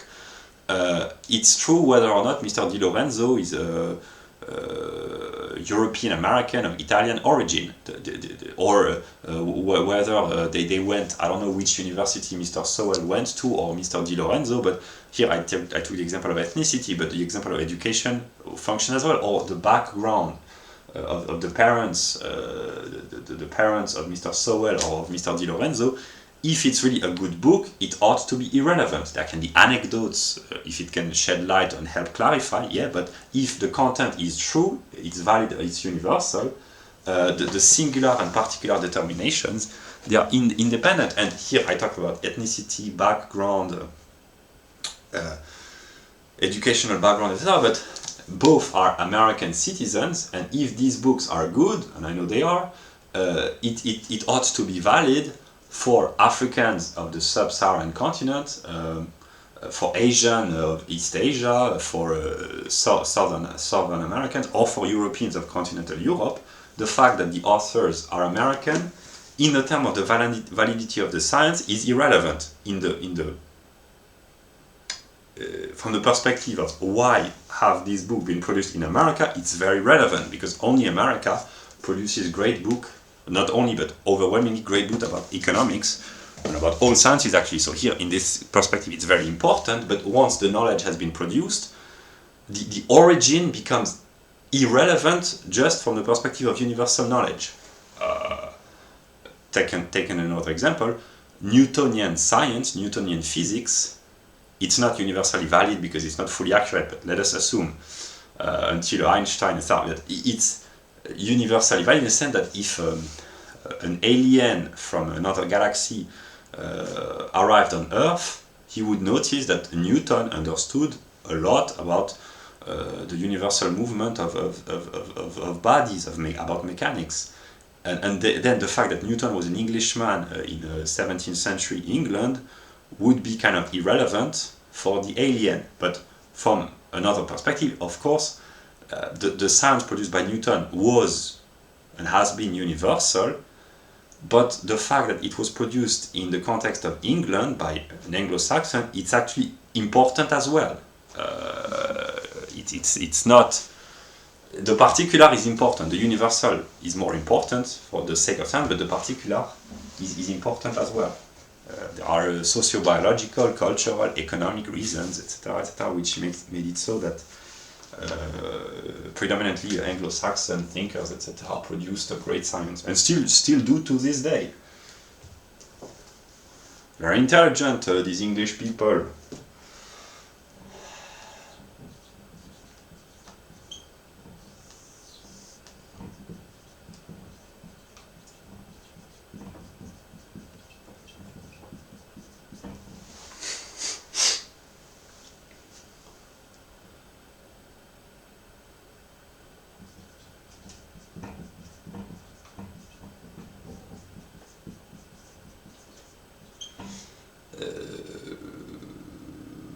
Writing through the use of letters enables one to share his thoughts without having to speak, without having to emit the physical articulate language. Yeah.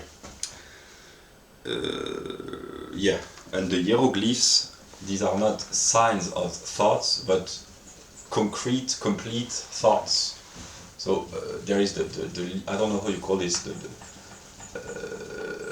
alphabetical language, not alphabetical, but written word, where the letters are just signs, and the hieroglyph writing where the hieroglyphs are not just signs, they express complete thoughts.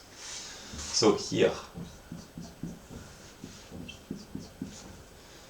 these are my drawings. This is my interpretation. Of course, it's easy, but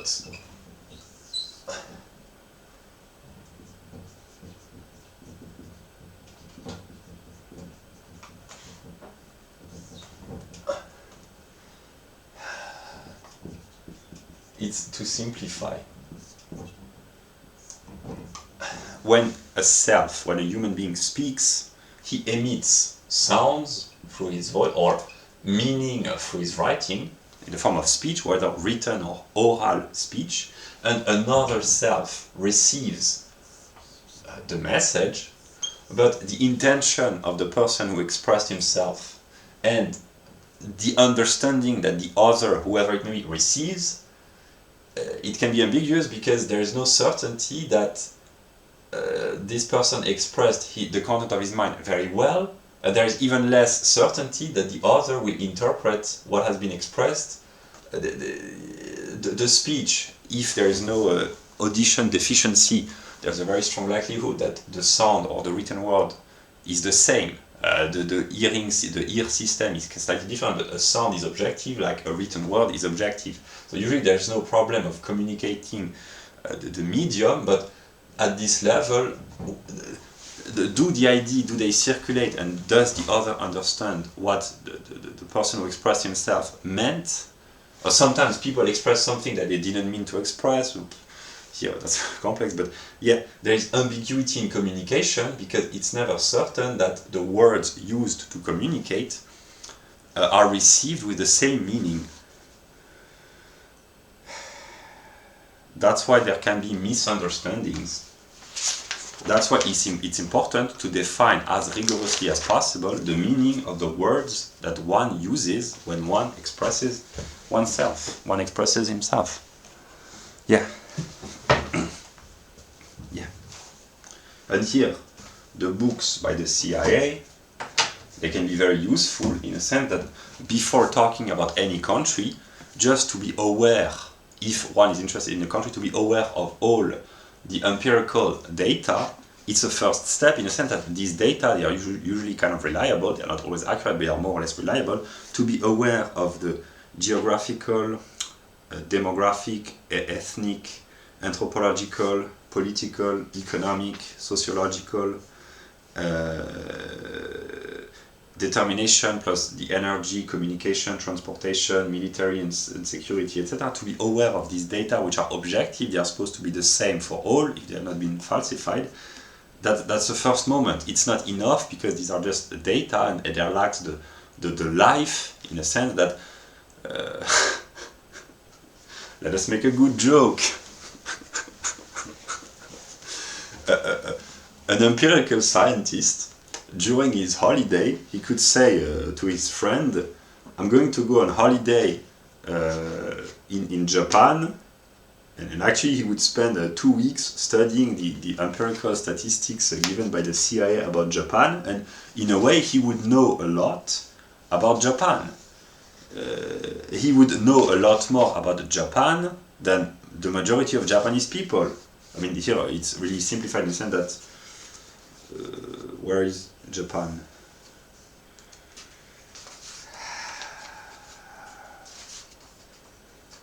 Okay. Is that... Well... Let us take Italy. Yeah. These are just the basic, but first to be aware of all the determination, elevation of the highest mountain, total area, the sea, the climate, etc., the population, the religious determinations, the economic sectors, etc., etc., the level of literacy, etc. To someone who would be aware of all these determination, he would know a lot about Italy, and in a way he would know more about Italy because it would be more objective than the overwhelming majority of Italians who have lived their entire life in Italy. But he would miss the spiritual aspect, not in the sense of spirituality, but the spirit, the life. In this sense, a person who spends a month in Italy living daily contact with the people, he would know a lot about Italy, but in a different way. And here that's a difference between the ability to extract the universal by encountering the singular. That's a case of judgment, and sometimes, usually the great novelists, they have this faculty to be able to universalize from a very limited quantitative number of singular experiences, to grasp the spirit of an era or of a nation or of a place just by a few empirical singular encounters. But the scientist, he wants to classify everything. So yeah, that's just an illustration. These are various ways of knowing, and both have to be taken into account in a way, but from a strictly scientific standpoint, just to have all the data, it's more valid in a way, it's more objective than randomly wandering for a couple of weeks in a country, in the case of tourism. Yeah. Okay. In ordinary life, representation and thought are often confused, and thoughts, in the sense, they are objective if they are true, whereas representation is subjective. If I say Italy, each person who understands the word Italy has a different representation in mind. I think about Tony Soprano, mozzarella, ancient Rome, of course, fascism. It's not relevant and not very important. What I think about, of course, the Colosseum, the beauty of Rome, northern Italy, the Renaissance, etc., etc. Yeah, the Godfather, etc., etc. Of course, but it's not the proper way of thinking, in a sense that to think seriously about Italy or about any country or any object means first to go through the boring moment of the data and then the history, etc. But so to know something or to know an object, one has to know all the determination. And if people, usually when they hear a word, they have immediately they have representation stumbling in their mind, it can be partly true, but actually it's not very serious. That's why there can be misunderstanding and sometimes surprises for the good, or not always, but yeah.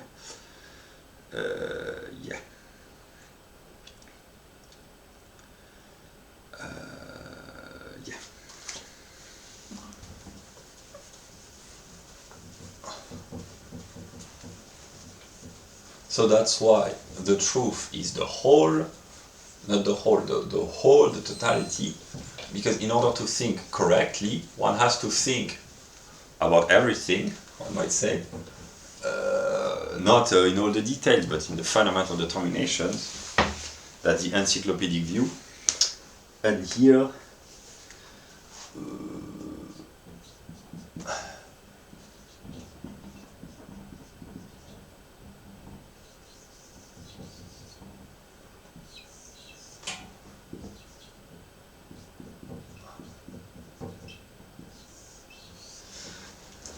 the Dasein means the object, the existing object. To translate Dasein by existence, it's a serious mistake.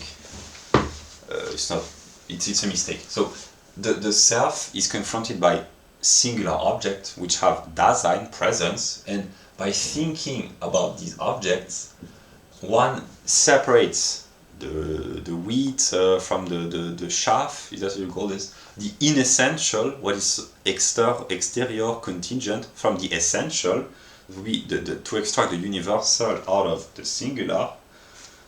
Here I'll take an example from a book. The data in the bell curve, these are singular data, they are outdated, they are no longer valid, maybe they were not fully accurate when they were published, there were misinterpretations, simplification, etc. So to leave aside some of the data, it's a work of the reader. He has to exert judgment, to distinguish, to leave aside what is not really relevant or just relevant for the sake of illustrating, and to extract what is essential, namely the fundamental thesis of the book and hypothesis and theory of the book. The data, they are here to clothe, to dress the theory, but actually what is important are the fundamental ideas. In this sense, these two books are completely different on an empirical level, the set of data are completely different, but the method of the scientific method is quite similar, and the theory, of course, is similar, because precisely the purpose of this book is to validate, first to test and eventually to validate the majority of the hypotheses emitted in this book. So in this sense, these books are completely different in terms of data, but they are fundamentally identical in their structure, their purpose, their method, etc., etc. So by thinking, the self abstracts the leader-side determination of the Dasein, of what is present, the object, and elevates itself to the essence. So the essence is, for the mind, what is essential, precisely because it is opposed to what is unessential. What is unessential is grasped through the senses. What is essential is extracted through the mind. Here, a very simple example. To listen to an album, a CD by an artist, one has to listen to the full album if one wants to know what it is all about, but then to extract the essential hits or singles, the best songs, it requires judgment, which is an activity of thought, a critical judgment to choose which are the best songs, which are worthy of appearing in a best of. I'm not sure that best of is used in America. To best of means the best songs in an artist. A CD which contains only the best songs. Yeah.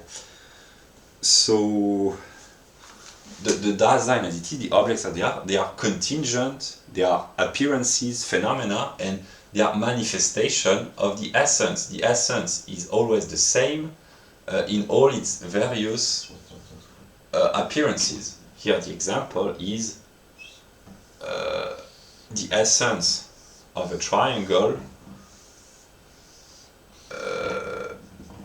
is maintained in all the various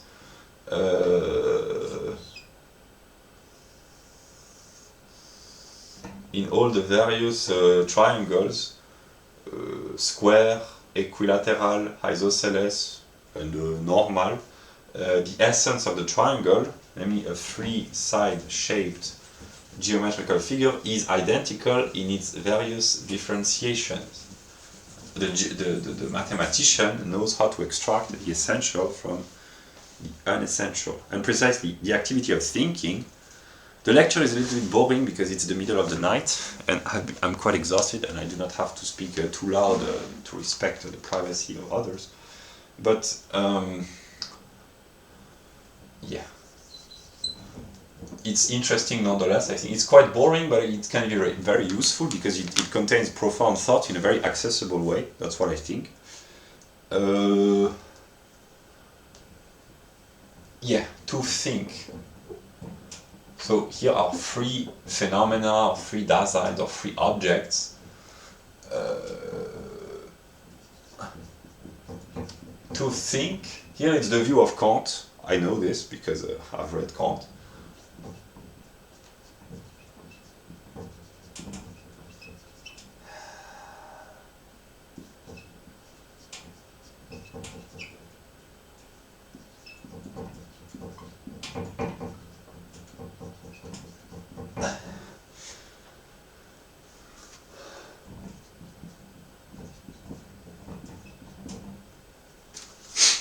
To think consists in relating, putting into relation different objects. Let's assume we have three distinct singular objects. To think means to put them into relation through an activity of the mind by comparing them. What do they have in common? How do they differ? What are their fundamental characteristics? How are these two fruits, how are they different? In what sense are they different? In one sense are they identical? They are different because one contains more vitamin, it's more acid, the other is more sweet, different types of vitamin. One is supposed to be eaten completely, the other it's more to be pressed and put in a juice or to put on a salad or whatever, but here these are cultural artifacts here, but they have different chemical compositions, so they are different in taste, smell, vitamins, etc. But they are identical in a sense that they are fruits. They are more sweet in a sense that vegetables in a way. They are refreshing, etc. I don't know exactly, I'm not an expert, but yeah, that's an example, and it can be compared with other fruits, oranges, etc., etc. Yeah, and to think, I will pick up an orange precisely, for the sake of illustrating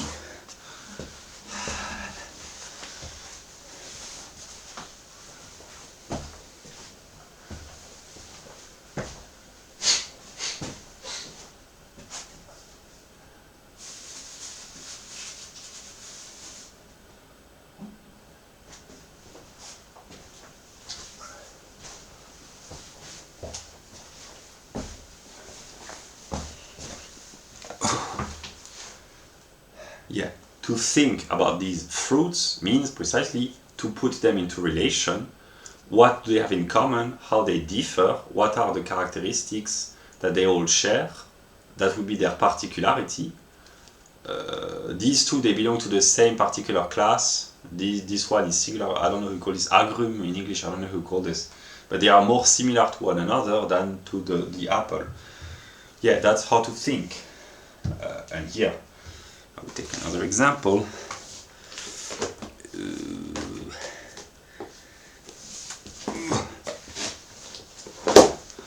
These two books, And the Fed by Ron Paul and Blind Robbery by Andreas Marquardt and Philip Bagus, they are common in the sense that both treat the topic of the monetary system. They are different, and they are also common in the sense that both are written by authors influenced by the Mises Institute and the thought of Mises. They have both a libertarian view. This one is more of an introduction, more a general introduction. Here it's really in the singular case of the US, but because the particular and the universal are contained within the singular, it applies to all central banking system and eventually to all countries, because the influence of the Fed is far-reaching. It's more modern. It's praised by Ron Paul. Did I already? Yeah, I already said that. Ron Paul, he only read good books. Maybe that's why he's so smart. Yeah, so these two books, they have a lot in common. They are also different in a way. Yeah, that's a way of thinking. The same goes for these two books. They are very similar. In what kind are they different? It only the singular case of the American societies. It extends worldwide. So that's an extension of this book. This book is very intense in terms of depth and breaking through in science, and therefore it has to become extended by producing copies and a more widespread extension. These are logical determinations. Yeah. In what sense does this book and this book, how are they common and different? What are the both are about socialism, both are from a libertarian perspective. This is a more scholarly, serious work. It's very serious as well, but here it's for a wider audience. It's for the layman, the average person. It's cheaper, etc. It's more recent, but actually the fundamental ideas, they are the same. Because this book has been influenced by this book, of course. Yeah. And here I can make a magic trick.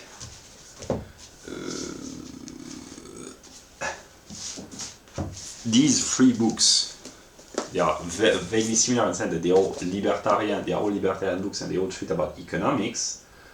But these are singular books. The particular or the universal could be human action, because the three are influenced by Mises, whose major work is human action.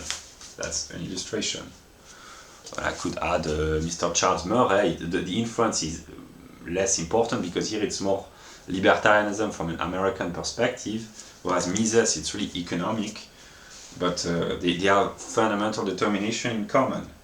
Yeah, that's how to think. That's how humans spontaneously think. They compare, they identify, they distinguish, etc., etc. The universal contains less determinations than the singular, but has a broader extension.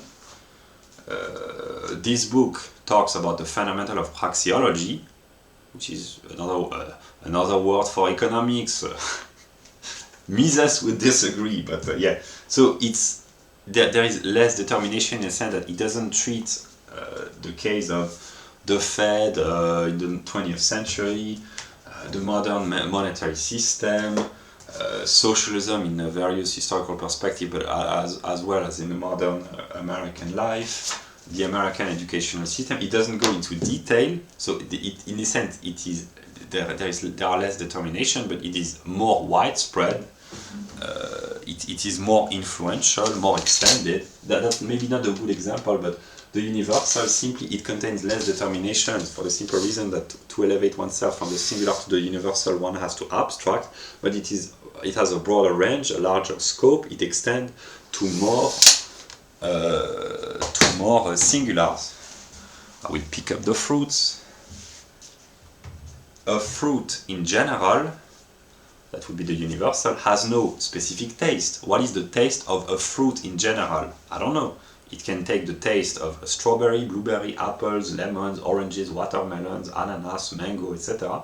So a fruit in general, that would be the universal, has much less determinations than all the other fruits because it's more abstract, but it extends wider in the sense that a fruit precisely can be a banana, an apple, a peach, a coconut, a strawberry, a blueberry, etc., etc. Yeah, it is wider, more extended, but with less determinations. I'm becoming a little bit tired. It's the middle of the night, I haven't slept. So, thinking, by its very nature, consists in elevating oneself to the universal.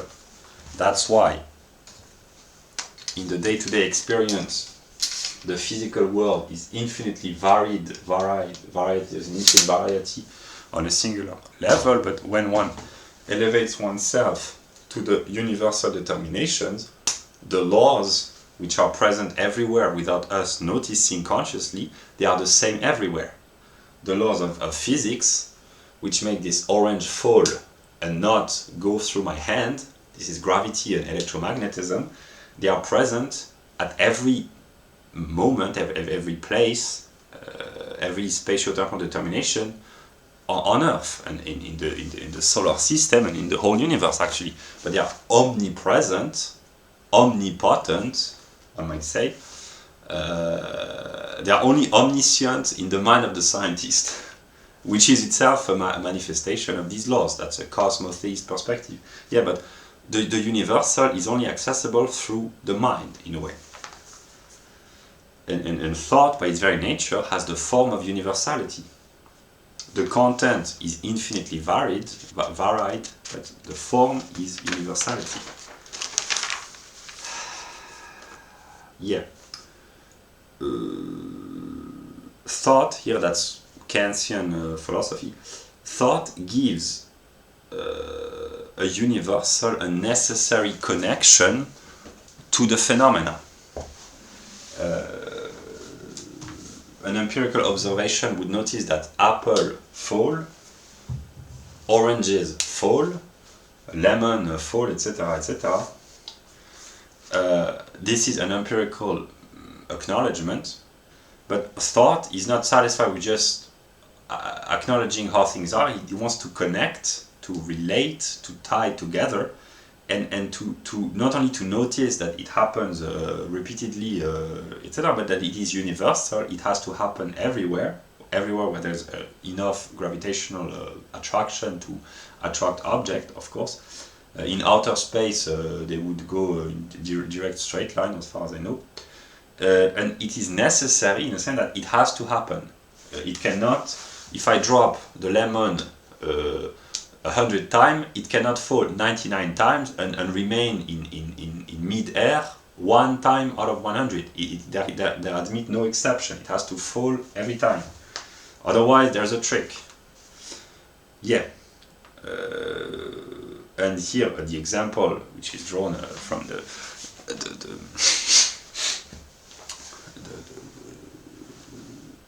lecture that I have drawn inspiration from is, if a rock falls to the ground, or a glass is dropped, it will break, or if a rock falls, it will leave a mark in the ground.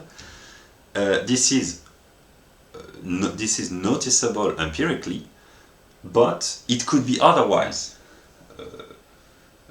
If I drop the orange, maybe it will break and split, splash on the ground. Actually, it won't, because it is quite solid, but if it was partly rotten, it would disintegrate in a way. Yeah, but this is what can be noticed empirically, but then the mind wants to connect and to establish determinations which are always true. Namely, in the case of a rock falling to the ground and leaving a little hole or a gap in the ground, it depends on the weight, the solidity, the density of the ground, the material of the ground. Is it made of wood, of rock, of sand, of paper, etc., etc.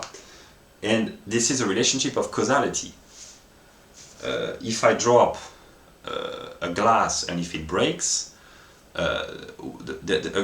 it's not just two phenomena, the fall of the glass and the breaking apart of the glass. There has to be a relationship of causality, namely it is the velocity, the speed, and the chemical composition, the chemical structure of the glass, which makes it so that if it falls from a certain height on a solid ground, it will break, and the connection is necessary. It can be then repeated as an experiment, and it will happen every time if the connection is true.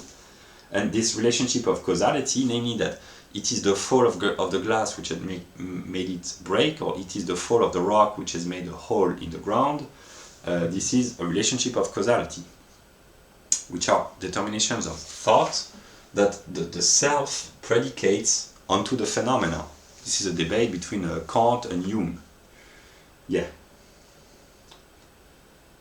So the mind, the self, by thinking about the phenomenal world, predicates unconsciously sometimes its own categories onto the phenomena, like cause and effect, principle and consequence, inner and outer, possibility, contingency, necessity, etc., etc. The mind predicates thought determination to reality, but reality is structured according to this law. Here, that's the common sense view, one might say, which is actually not common sense, that causality is neither only in the world nor only in the mind, but both in the world and in the mind. Causality is not a delusion of the mind, and it's not just in reality, namely if one thinks correctly, the causal relationship exists really out there, not just in the mind.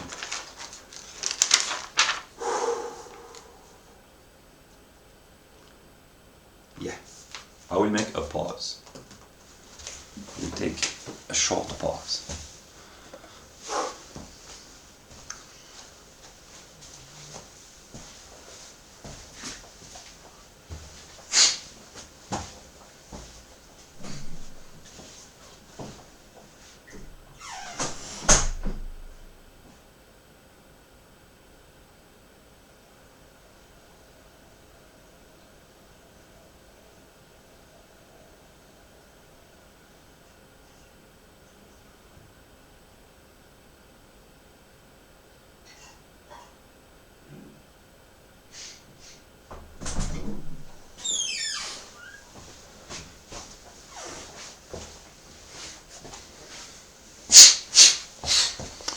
And here I will make a comment. In order to know something, in order for knowledge to be reliable, the phenomena, the data, the facts have to be known and acknowledged by all, and all the phenomena, they have not to be hidden or manipulated or falsified. So the empirical data has to be acknowledged by all. That's the example what the bell curve does. Not all the data are reliable and not all the data are available, but a lot of data are made available which are very useful. The same goes with books by Mr. Richard Lynn. It's true in chemistry, a lot of chemical books are filled with empirical data.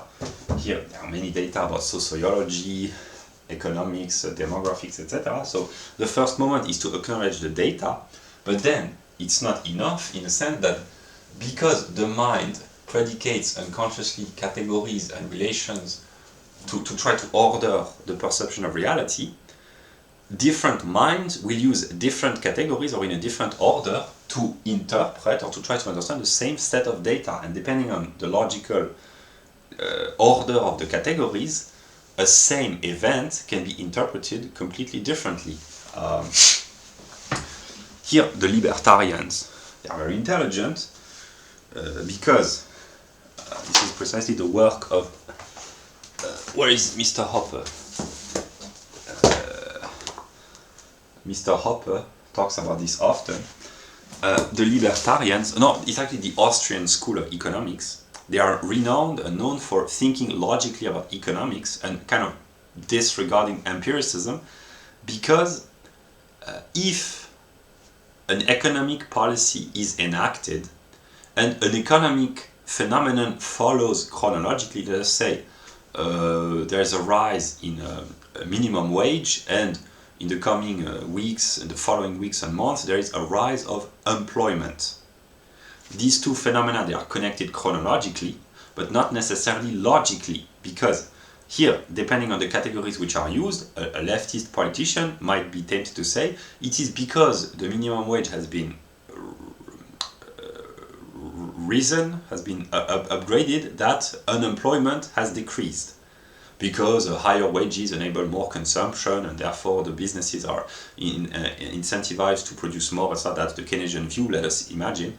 But an Austrian economist from the Austrian school, not from the country Austria, might be tempted to say, no, these two phenomena, they are chronologically connected, but not logically, in a sense that this may be, and actually the Austrian, because he thinks more consistently, would say they are chronologically connected, but they are not logically connected, in the sense that what made the unemployment fall are other reasons. And he will say, if he's intelligent, he will say the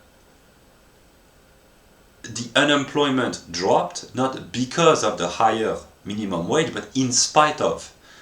Because of or in spite of, they are different in the sense that in the realm of economics, that's often the case, because as Henry Hazlitt says somewhere, this is the realm of falsification.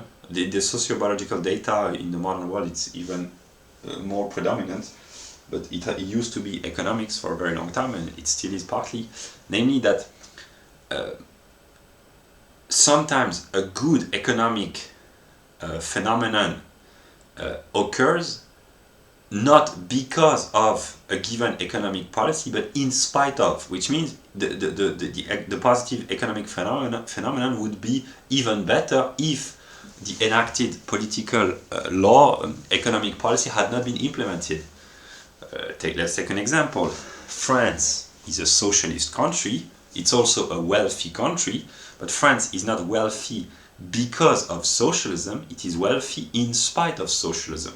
If France was not socialist, it would be much wealthier and much smarter. That's just an example. The same goes for England, Germany, Italy, etc., and continental Europe at large. So, if the proper categories are not used correctly, the same set of data can bring forth a common agreement, but not necessarily common understanding, because the categories they will be ordered differently depending on the way of thinking of those who think about scientific topics in the broadest sense. I've lost my pen. Jeez.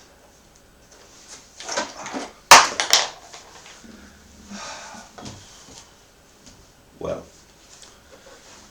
that's okay.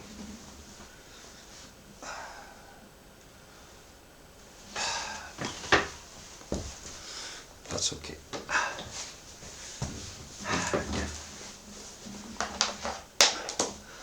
And here it's very easy to manipulate, because one economist will say triangle, square, round, and the other will say no, that's round, square, triangle.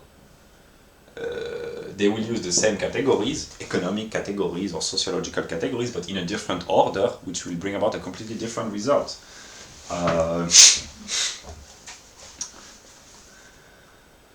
Let us take a controversial example. People who say European countries are rich because they stole resources from the third world. Depending on how it is interpreted, one might say that's the opposite. European countries acquired resources from other continents because they were wealthier, more efficient in terms of economic and military organization, etc., etc.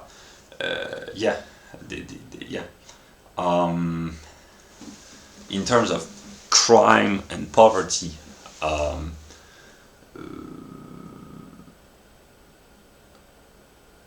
it's a controversial topic, of course, but people who say minorities in some countries, not all minorities, but some minorities are discriminated against. They are poor because they are discriminated against, or they commit a higher proportion of crimes because they are discriminated against. That's usually the leftist way of thinking. The more right-wing way is the opposite, namely it's not because certain group are discriminated against by the police or the media, systemic racism, etc., that they commit, not all of them, but certain elements commit statistically more, a higher number of crimes. It's the opposite. It's precisely because here it's common sense, and it's validated actually by serious empirical research, that it is because some group commit a higher proportion of crimes that they bring about more suspicion unconsciously among police officers, in a sense that here it's an example drawn from France, but I know it's the case in every multicultural society. Police control, it affects predominantly young males, and it becomes controversial when it affects predominantly young males from a certain ethnic group. It becomes controversial because it's a heated topic in academia and the media, etc. But the fact that young males are controlled by the police overwhelmingly more often than old ladies older than 70 years old, there's no problem, because people unconsciously, they do not even have to think about it, that the majority of crimes are not perpetrated by women older than 70 years old. They are perpetrated by males between 15 and 35, let us say. Yeah, that's just an example. To say that systemic racism creates unemployment, higher rates of unemployment, higher rates of crime, higher rates of high school dropouts, it's one way of envisioning things. The other way can be envisioned as well. The same data can be interpreted differently depending on the categories. Maybe it's because there's a higher crime rate, higher high school dropout rates, higher unemployment, that there is what is called systemic racism, namely a negative apprehension of other groups, etc. That's why the categories are very important, because it's very easy to manipulate. It's becoming more and more difficult to hide the data with the age of the internet, but then there can be manipulation, conscious or unconscious, deceit or deception or manipulation in the realm of ideas if the categories are not used properly. Cause and effect, possibility, condition, etc., etc. Another very simple example, even more simple. This book shows with statistics that there are inequalities in outcome depending on the various ethnic group in the US, so it's acknowledged by all the persons who have followed the statistics.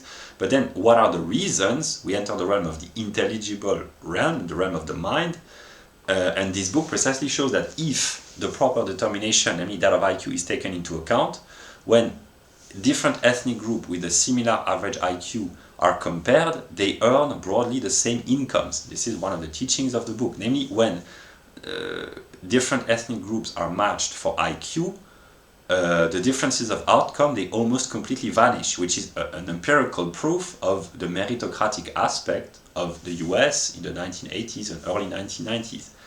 But if this work is not done, when the inequalities are acknowledged by people, scholars who are either manipulative or very naive, they can mistake or manipulate by saying there are inequalities because of oppression, systemic racism, etc. But if they leave aside the determination of IQ, it's very easy to manipulate. That's an example of the need to use the proper categories. That's why the intellectual battles among scholars, researchers, and scientists, they have real-world consequences, because a wrong interpretation of reality, if it is enacted politically, it will bring about negative consequences or counterproductive or unexpected consequences.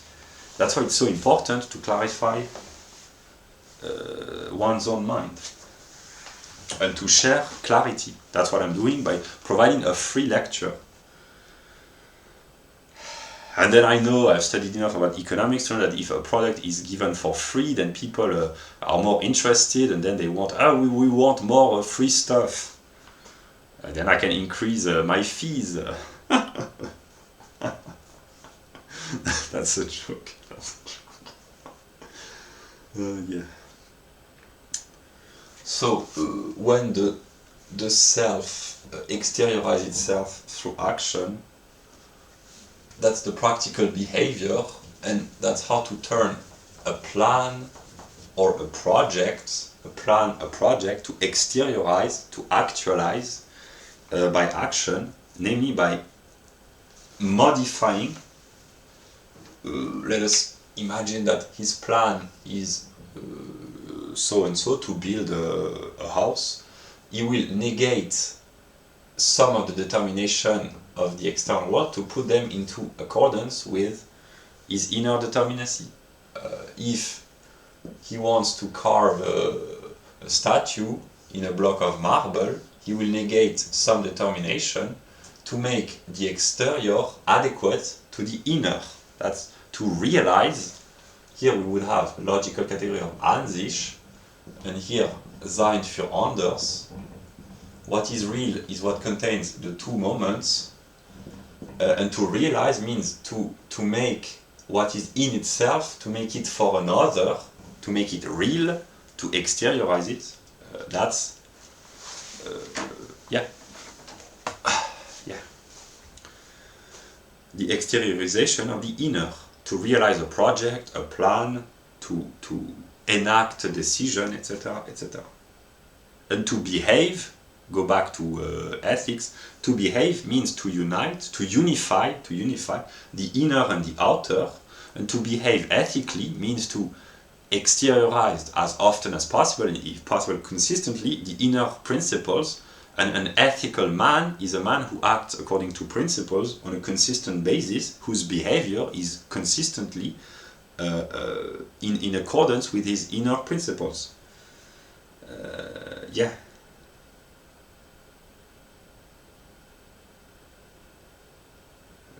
Yeah, about starting a business, that's the example. To start a business is the content. The same content can exist in the form of a project or in the form of the real official business, and it requires will and not too much legislation to realize the project of starting a business, not too much bureaucratic intervention, parasitism, etc., etc.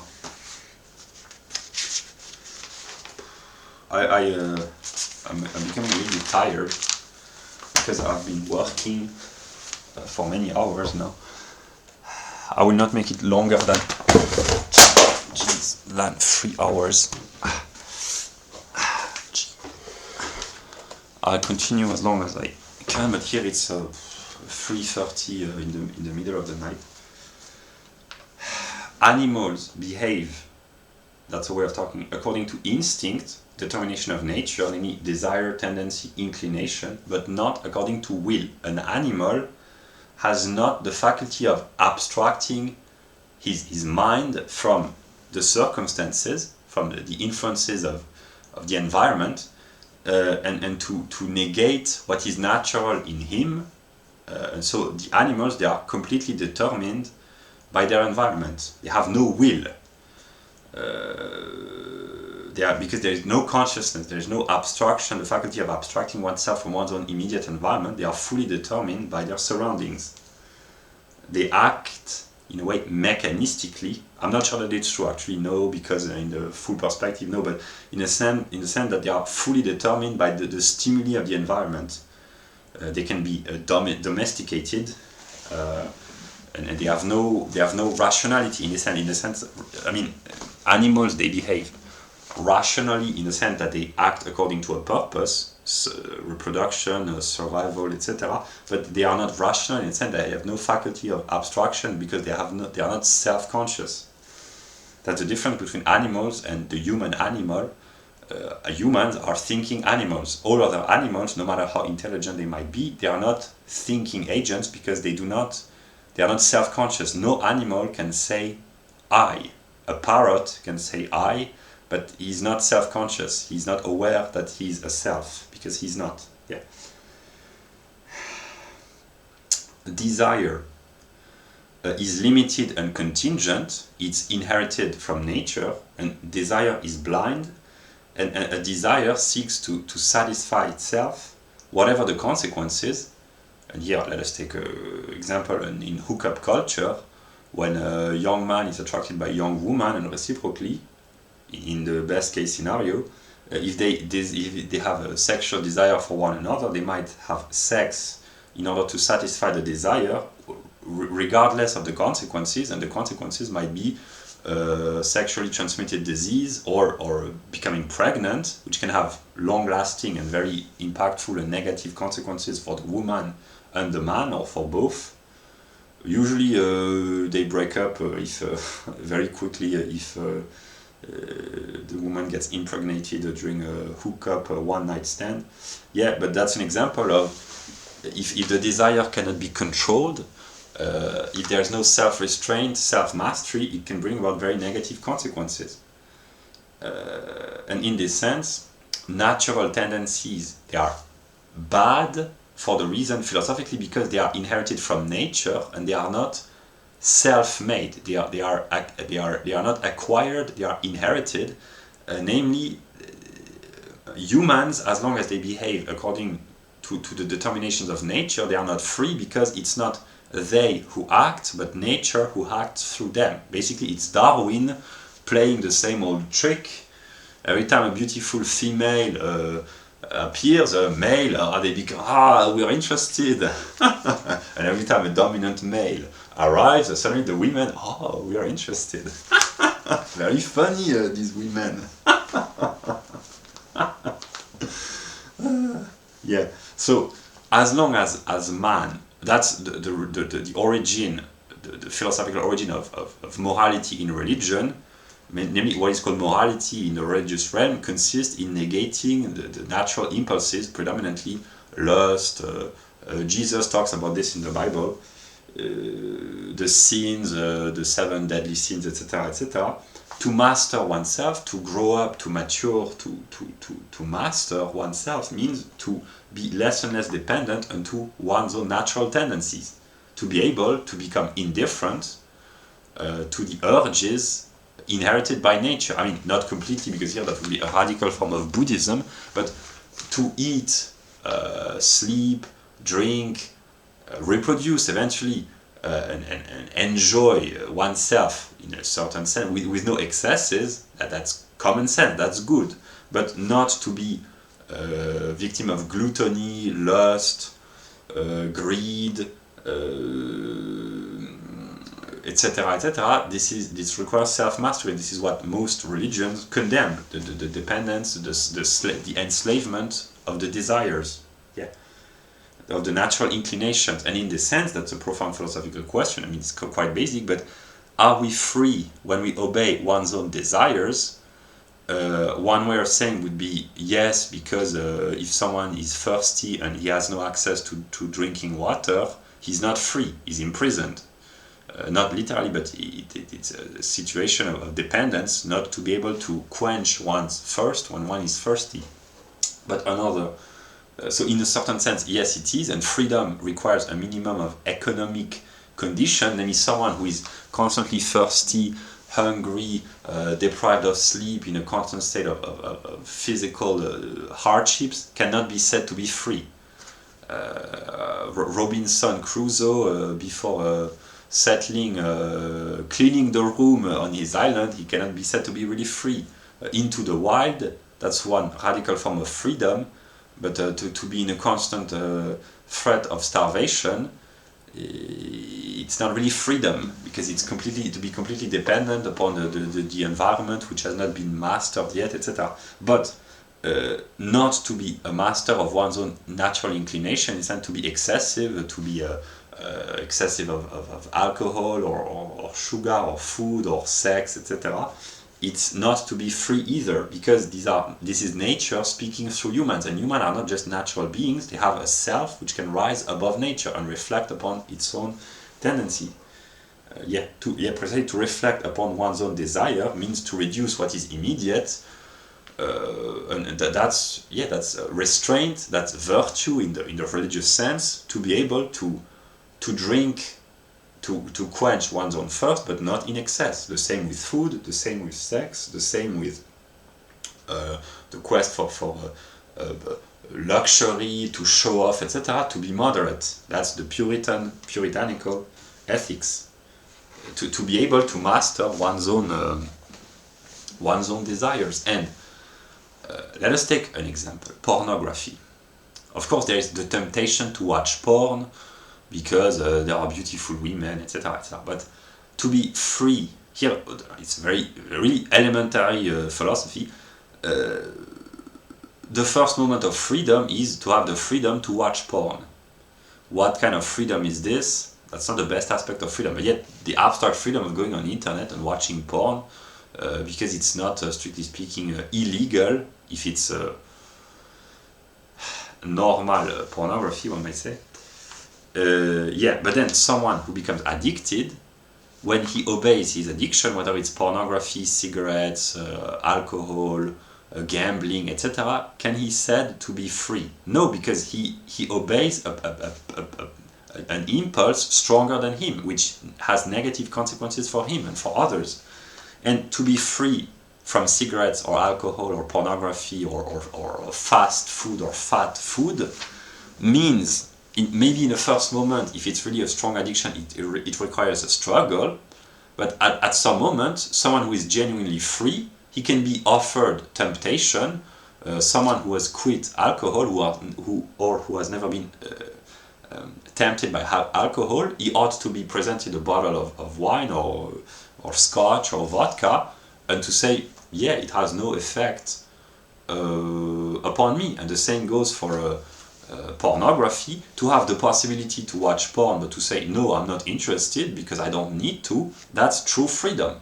Someone who has been smoking cigarettes for his entire life, if he has succeeded in quitting cigarettes, if he really succeeds, not only does he stop smoking, but the temptation of smoking has to vanish as well, and then he's said to be truly free. If someone who used to smoke, if he's presented do you want to smoke a cigarette, if he says no, I'm no longer interested, without having to struggle inwardly, he has found inner peace, and in the sense he is completely free. He will no longer be dependent upon cigarette, and it works for every vice. Yeah. So the mind, the spirit, is not tied to the immediate, contrary to animals. Humans, when they are responsible and mature and grown intellectually, they can think about their own impulses, their own tendencies, their own desires, and to project the causes and eventually the consequences, and they can reflect, they can envision the consequences, they can act rationally, in a sense, long-term, etc., and to think. The example of a virtuous young woman is a woman who, when seduced by a young man, says, no, I would rather preserve my virginity than have sex with anyone, because it would degrade my value, it would degrade myself, etc. It requires restraint, and to think in terms of investment. And a woman who preserves her chastity for the man that is the right man in a traditionalist society, that would be the man that she would marry, or a man who is trustworthy, she will exert restraint, and in exchange she will preserve her reputation, and she will make herself more worthy for a man who will invest more resources, time and dedication in her, etc., etc.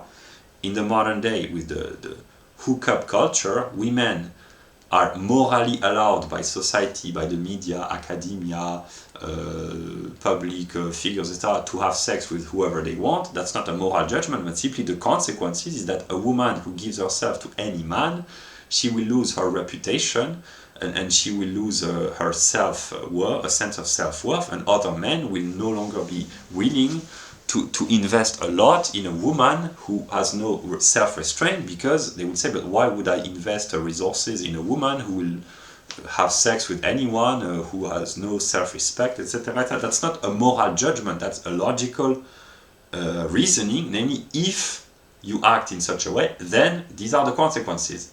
It's not, oh, beware, don't do this. I mean, it can be as well in the negative sense, but simply it's, if you act like this, these are the consequences. Yeah.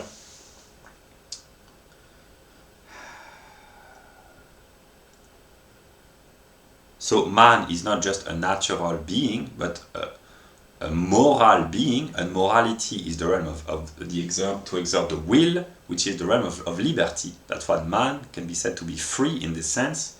But then Spinoza would say, like I said earlier, it's not Men are conscious of their action, but not of the cause which determine their actions. That's why knowledge is liberating, because the more one understands what causes one to act the way one acts, the more one can transcend the determinism, in a way. But to understand, it's the first one. That's why studying sociobiology, race realism, ethnic differences, and sexual differences in behavior, evolutionary psychology can help a lot, because it sheds a lot of light. Or studying psychology, psychiatry, psychoanalysis, etc.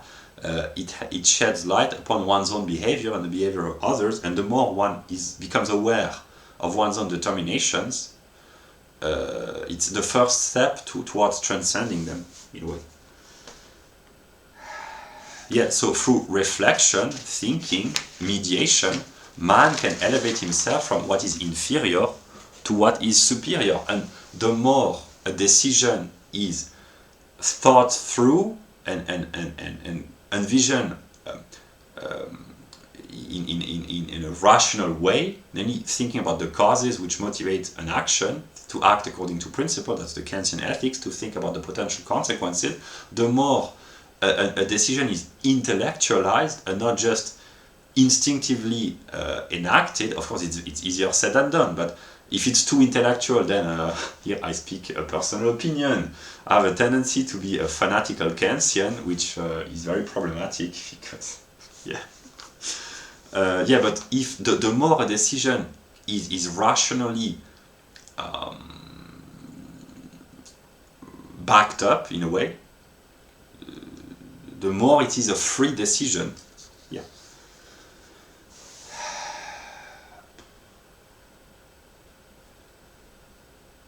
Yeah.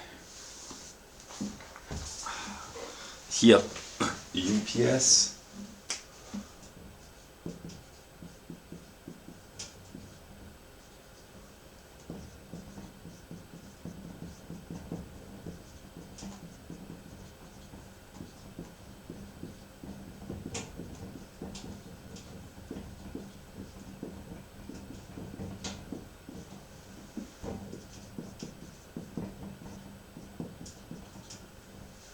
Freedom would be the universal, but the universal does not exist independently of its particularization, and each particular type of freedom to choose and exert one's own religion, freedom of speech, freedom of the press, freedom of association, political freedom, these are particular modes of liberty or freedom, and it only exists through its various particular determination. And here I give an anecdote.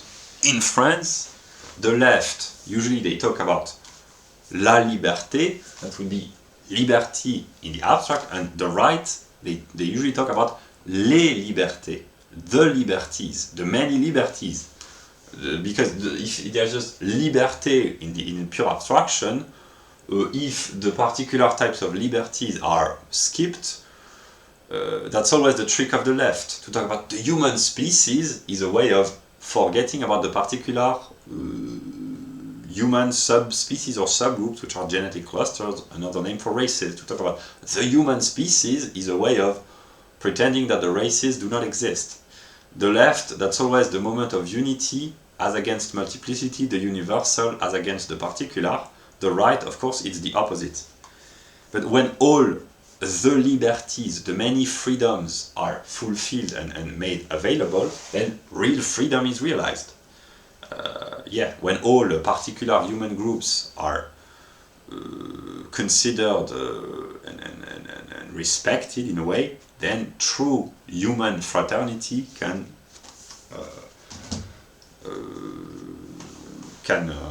become wirklich in a way. But it requires a lot of effort. Also, about will and freedom, when someone acts the way he or she does, he can say, if he's smart, I acted like I did because of the circumstances. I was determined to act in this way. The caricatural aspect would be, of course, a criminal who robs a liquor store. He can say, if he has read a little bit of white leftist sociology, or not necessarily white leftist, just sometimes good sociology. If he's smart, he can say, I robbed the liquor store because I come from a broken household, because I have a low IQ, because I have a high level of testosterone, because the economic conditions were ruined by socialist policies, unemployment was soaring, etc. All these circumstances made me do a stupid thing. I robbed a liquor store. Guilty Conscious, Eminem, that's a great song. Dr. Dre and Eminem, they have a very interesting dialogue in this song. But here, very smart, the German metaphysician who wrote this, he said, the circumstances are not causes. Which means that in a different, precisely not in the same set of circumstances, a different person would have acted differently, because here that can be empirically validated. Another person with the same low IQ, high testosterone, poor economic background, difficult economic conditions, hardship, maybe a physical or psychological problems, these are the circumstances, the existing conditions of his life, but they are not a cause, in the sense that not all people who have difficult life conditions become thieves or burglars or aggressors or criminals. So it's not a relationship of causality. That's one way of putting responsibility and putting the blame on those who really commit criminal actions. That's the American mentality. The French mentality is everything is excused because the rich, they steal the money from the worker, and therefore the worker have the moral right to revolt, etc. That's the caricatural far left view. In America, the mindset is different, used to be at least. There was personal responsibility. The circumstances, even if they are not favorable, they are not a cause. It's not an excuse in the American perspective. It's not because you come from a broken household that you are free morally to kill, steal, rape, etc., etc. But the proper balance has to be found. To predicate complete personal responsibility onto everyone, it's not true, because males are more responsible than females, grown-ups are more responsible than children, and then depending on the level of intelligence and social status, there is more or less responsibility. In a sense, it's true that it's partly true that someone really with a low IQ and a high level of testosterone and psychological problems has a statistically much stronger probability of becoming unemployed or welfare dependent or criminal, etc. It's not a cause and it's not an excuse, but the statistical probability is really much stronger. So yeah. So here it's a debate which evolves with the evolution of the sciences. The more sociobiological, psychological and sociological data are gathered, the more the influence of the circumstances and the conditions can be measured. Also, responsibility means the ability to predicate, to hold someone accountable for his actions, namely to envision that the person acted intentionally, which means that it requires the ability to think. That's why children are not responsible, because they are not intelligent enough, not in terms of quantitative determination, but they are not mature enough intellectually to be held accountable. And that's why in almost all traditional society, women had much less responsibility, not every time, but women ought to have less responsibility. It sounds negative, but actually it's kind of positive as well, because less responsibility means less blame, and women, they do not want to be blamed, and whenever they are challenged intellectually and whenever they are accused of having committed a wrong action, they will put the blame onto another. Women, they tend to say, no, these were the circumstances which made me act this way. Female psychology, that's how it works, because here that's a masculinist sociobiological perspective. There's a lot of pressure on women. There used to be in traditional society not to be the S word or the W word to behave ethically, to be virtuous. Women are pressured, used to be pressured socially to be virtuous, namely to negate their sexual desires and sexual urges, which can bring about frustration for women because there is a high demand onto them, whereas for men it's less, it used to be less socially reprehensible to have sex, a lot of sex, etc. For women it's considered morally wrong, or it used to be, and it still partly is, in spite of the moral decadence, one might say. But so that's why women, they don't want to be responsible, because that's what the Micto and the masculinist circles say. Women sometimes they just want to have sex without having to feel guilty, so they want to put the blame on the man. They say, I had no choice because he was so charming, so handsome, so funny, he was so great that I had no choice. That's what women love saying or thinking. Very funny, these women. Yeah. So yeah, but more seriously, that's why in a serious society, women ought not to be held accountable, because they have less will than men, which means they have to have less responsibility. So the good and the bad come together, namely to put women into position of power and responsibility. It's completely irresponsible, because precisely they are not as responsible as men. It sounds negative, it's positive, which means they do not have to be blamed. Because, like I said, I can repeat, if women are blamed or held accountable for the negative consequences of their action, they will retreat much more quickly than men, and they will say, it was not me, it was, yeah. That's where the traditionalist view was a lot more common sense than modern view. Also, will is universal when it's truly will and not arbitrariness. That's why laws apply to everyone, to all thinking agents. A law in a society is universal. I mean, I'm not talking about laws designed for young people, for women, for specific cases, but the laws, the fundamental laws ought to be the same for all, precisely because will is universal, and to obey one's moral law, or to obey the laws of a society, it requires an act of the will. Animals have no law. It would be pointless to have legislation in an animal group, because animals, precisely, they are not free. Legislation, right, law, constitution requires freedom. To try to implement a constitution in a pack of wolves, or a group of antelopes, or a group of monkeys, it doesn't work, because animals are not free. Yeah. That's why humans, that's the view of Hegel. He shall not be named, but he's partly right. Not dumb, but this boring German metaphysician. He can say interesting things sometimes. That's a joke. I'm trash talking Hegel here, but actually most of what he says is interesting. Maybe everything.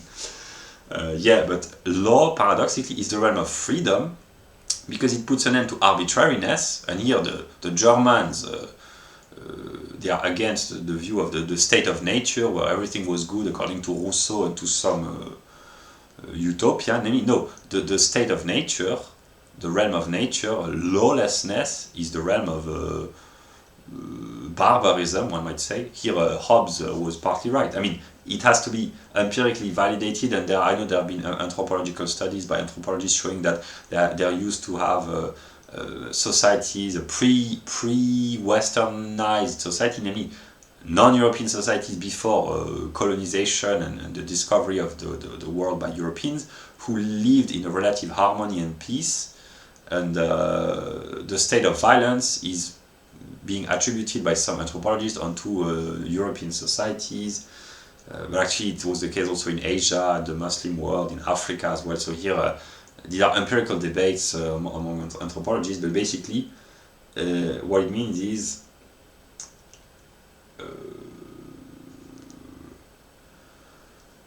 the state of nature is not a state of freedom because anyone has the potentiality to kill anyone else.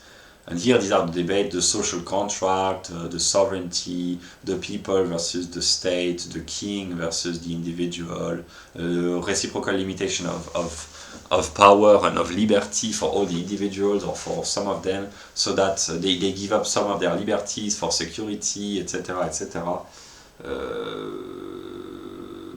But yeah, if you start giving up your liberty for a little bit of security, you will end up with no liberty at all and no security either, because if you are not free, you cannot be safe. Very smart, the Americans. So the law expresses the universal will, can express the universal will. Sometimes it serves the interest of specific groups, but because it is universal, it has to apply to all. That's the definition of a law. The law of gravity applies to all humans. And moral laws, ethical laws, just laws ought to apply to all humans as well in the fundamental determination. Then there has to be particularization.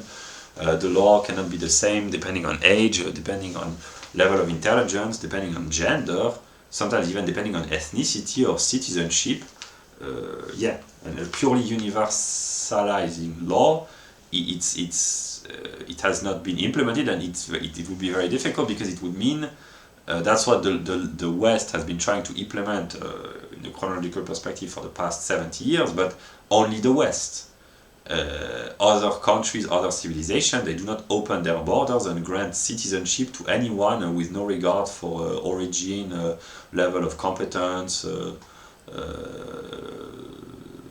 age, etc., etc. And because will is universal, a truly moral behavior can be praised and approved by others because their universal self is being reflected. That's the importance of virtue signaling.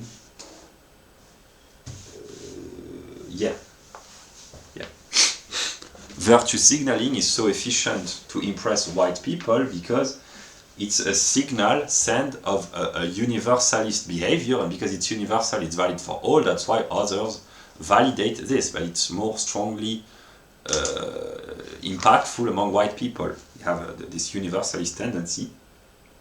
It can be explained sociobiologically and philosophically as well, and metaphysically.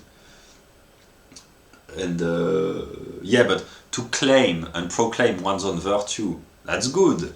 If the moral principles are good, that's good, but then to act according to those beautiful and noble principles, that's much more difficult. That's why with virtue signaling very often comes hypocrisy. The virtue that I have signaled, I have applied the overwhelming majority of what I've been talking about.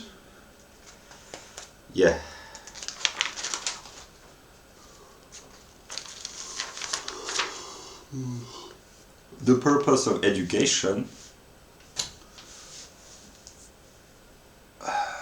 Where is Charles Murray? Very intelligent, Mr. Murray. I'm sure he never read Hegel, but he understands, because I haven't read completely the book, or not fully, or it was a long time ago. He says that the purpose of great education, good education, would be to teach virtue to the elites. That's a classical view of education. It's not just instruction for bringing forth technocrats, but to bring about an intellectual, moral, and ethical elite. That's the view of Charles Murray. That was also the view of the Germans. The purpose of education is to make man an autonomous being. Autonomous means the ability to give oneself one's own set of laws. A man is grown up and educated and has fulfilled his education when he can become autonomous and not be dependent onto another. That's the purpose of education, to bring forth free beings. It requires instruction, knowledge, but also virtue. There's not just the theoretical aspect, but the practical aspect as well. And to discipline one's own desires and tendencies, to restrain them, to limit them, it's part of the discipline and the process of self-education or education as such, to limit one's own natural tendencies and to act as a more moral, virtuous subject. Also, the difference between rights or legislation and morality is that right, because it's universal, it ought to be universal, it's independent of the particularities, and to obey the law, is indifferent from the intention. It has to be respected whether one agrees or not. If the law is fair, then that's another debate. Whereas morality, the intention is important. To act morally, one has to be in accordance with the principle. To act legally, one can, most often people act legally for fear of punishment or because of habits, because they have been domesticated, but there's very rarely a moral intention in acting legally. Whereas morality, precisely, it's not only relation to the abstract universality which applies to all, but it's relation to self, or eventually to God for the believers or the Protestants. Direct relationship to God. So to act morally means to be in agreement with oneself, with one's own principles, with God eventually, and that's a moral behavior. Whereas the intention, when one obeys law, can be indifferent. And to respect the law of the city can be moral. That's the story of what is the book which is always sold with the Apology of Socrates, where he's in prison and Plato makes the laws of the city talk, and Socrates says, I have to obey the laws of Athens, etc. That's why he chooses to be sentenced to death, to obey the moral laws, etc., etc. Yeah, that's the story of Socrates, the symbolic birth of philosophy in the Western tradition. Symbolic, yeah.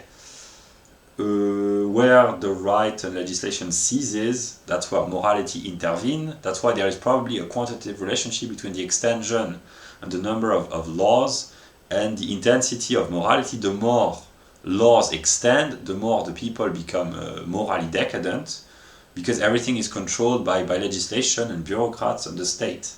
That's why the welfare state turns the population into irresponsible, egotistical people. Because the state takes care of everything, so no one takes care about himself or about the others.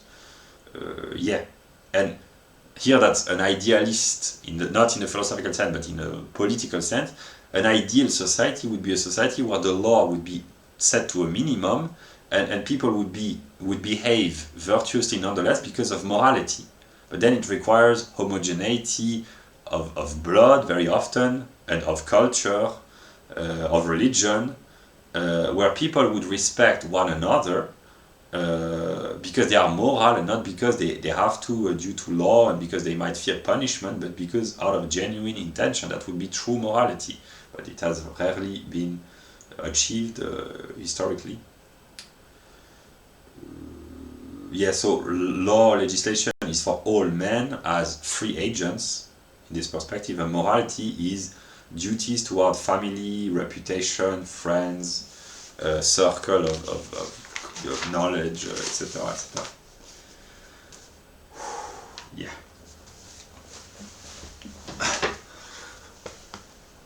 Okay, it's been 3 hours almost. I intended to keep talking about logic, but I won't do this because it will be 3 hours. Maybe I will make a shorter video just on logic, an introductory. But here I'm a little bit tired. It's 4:11 a.m. in the morning. I haven't slept yet. I intend to do so. So I'm sorry it was a little bit boring because I was tired, but hopefully it was enlightening. I will watch the video before publishing the video, and to put a chronological order. Yeah.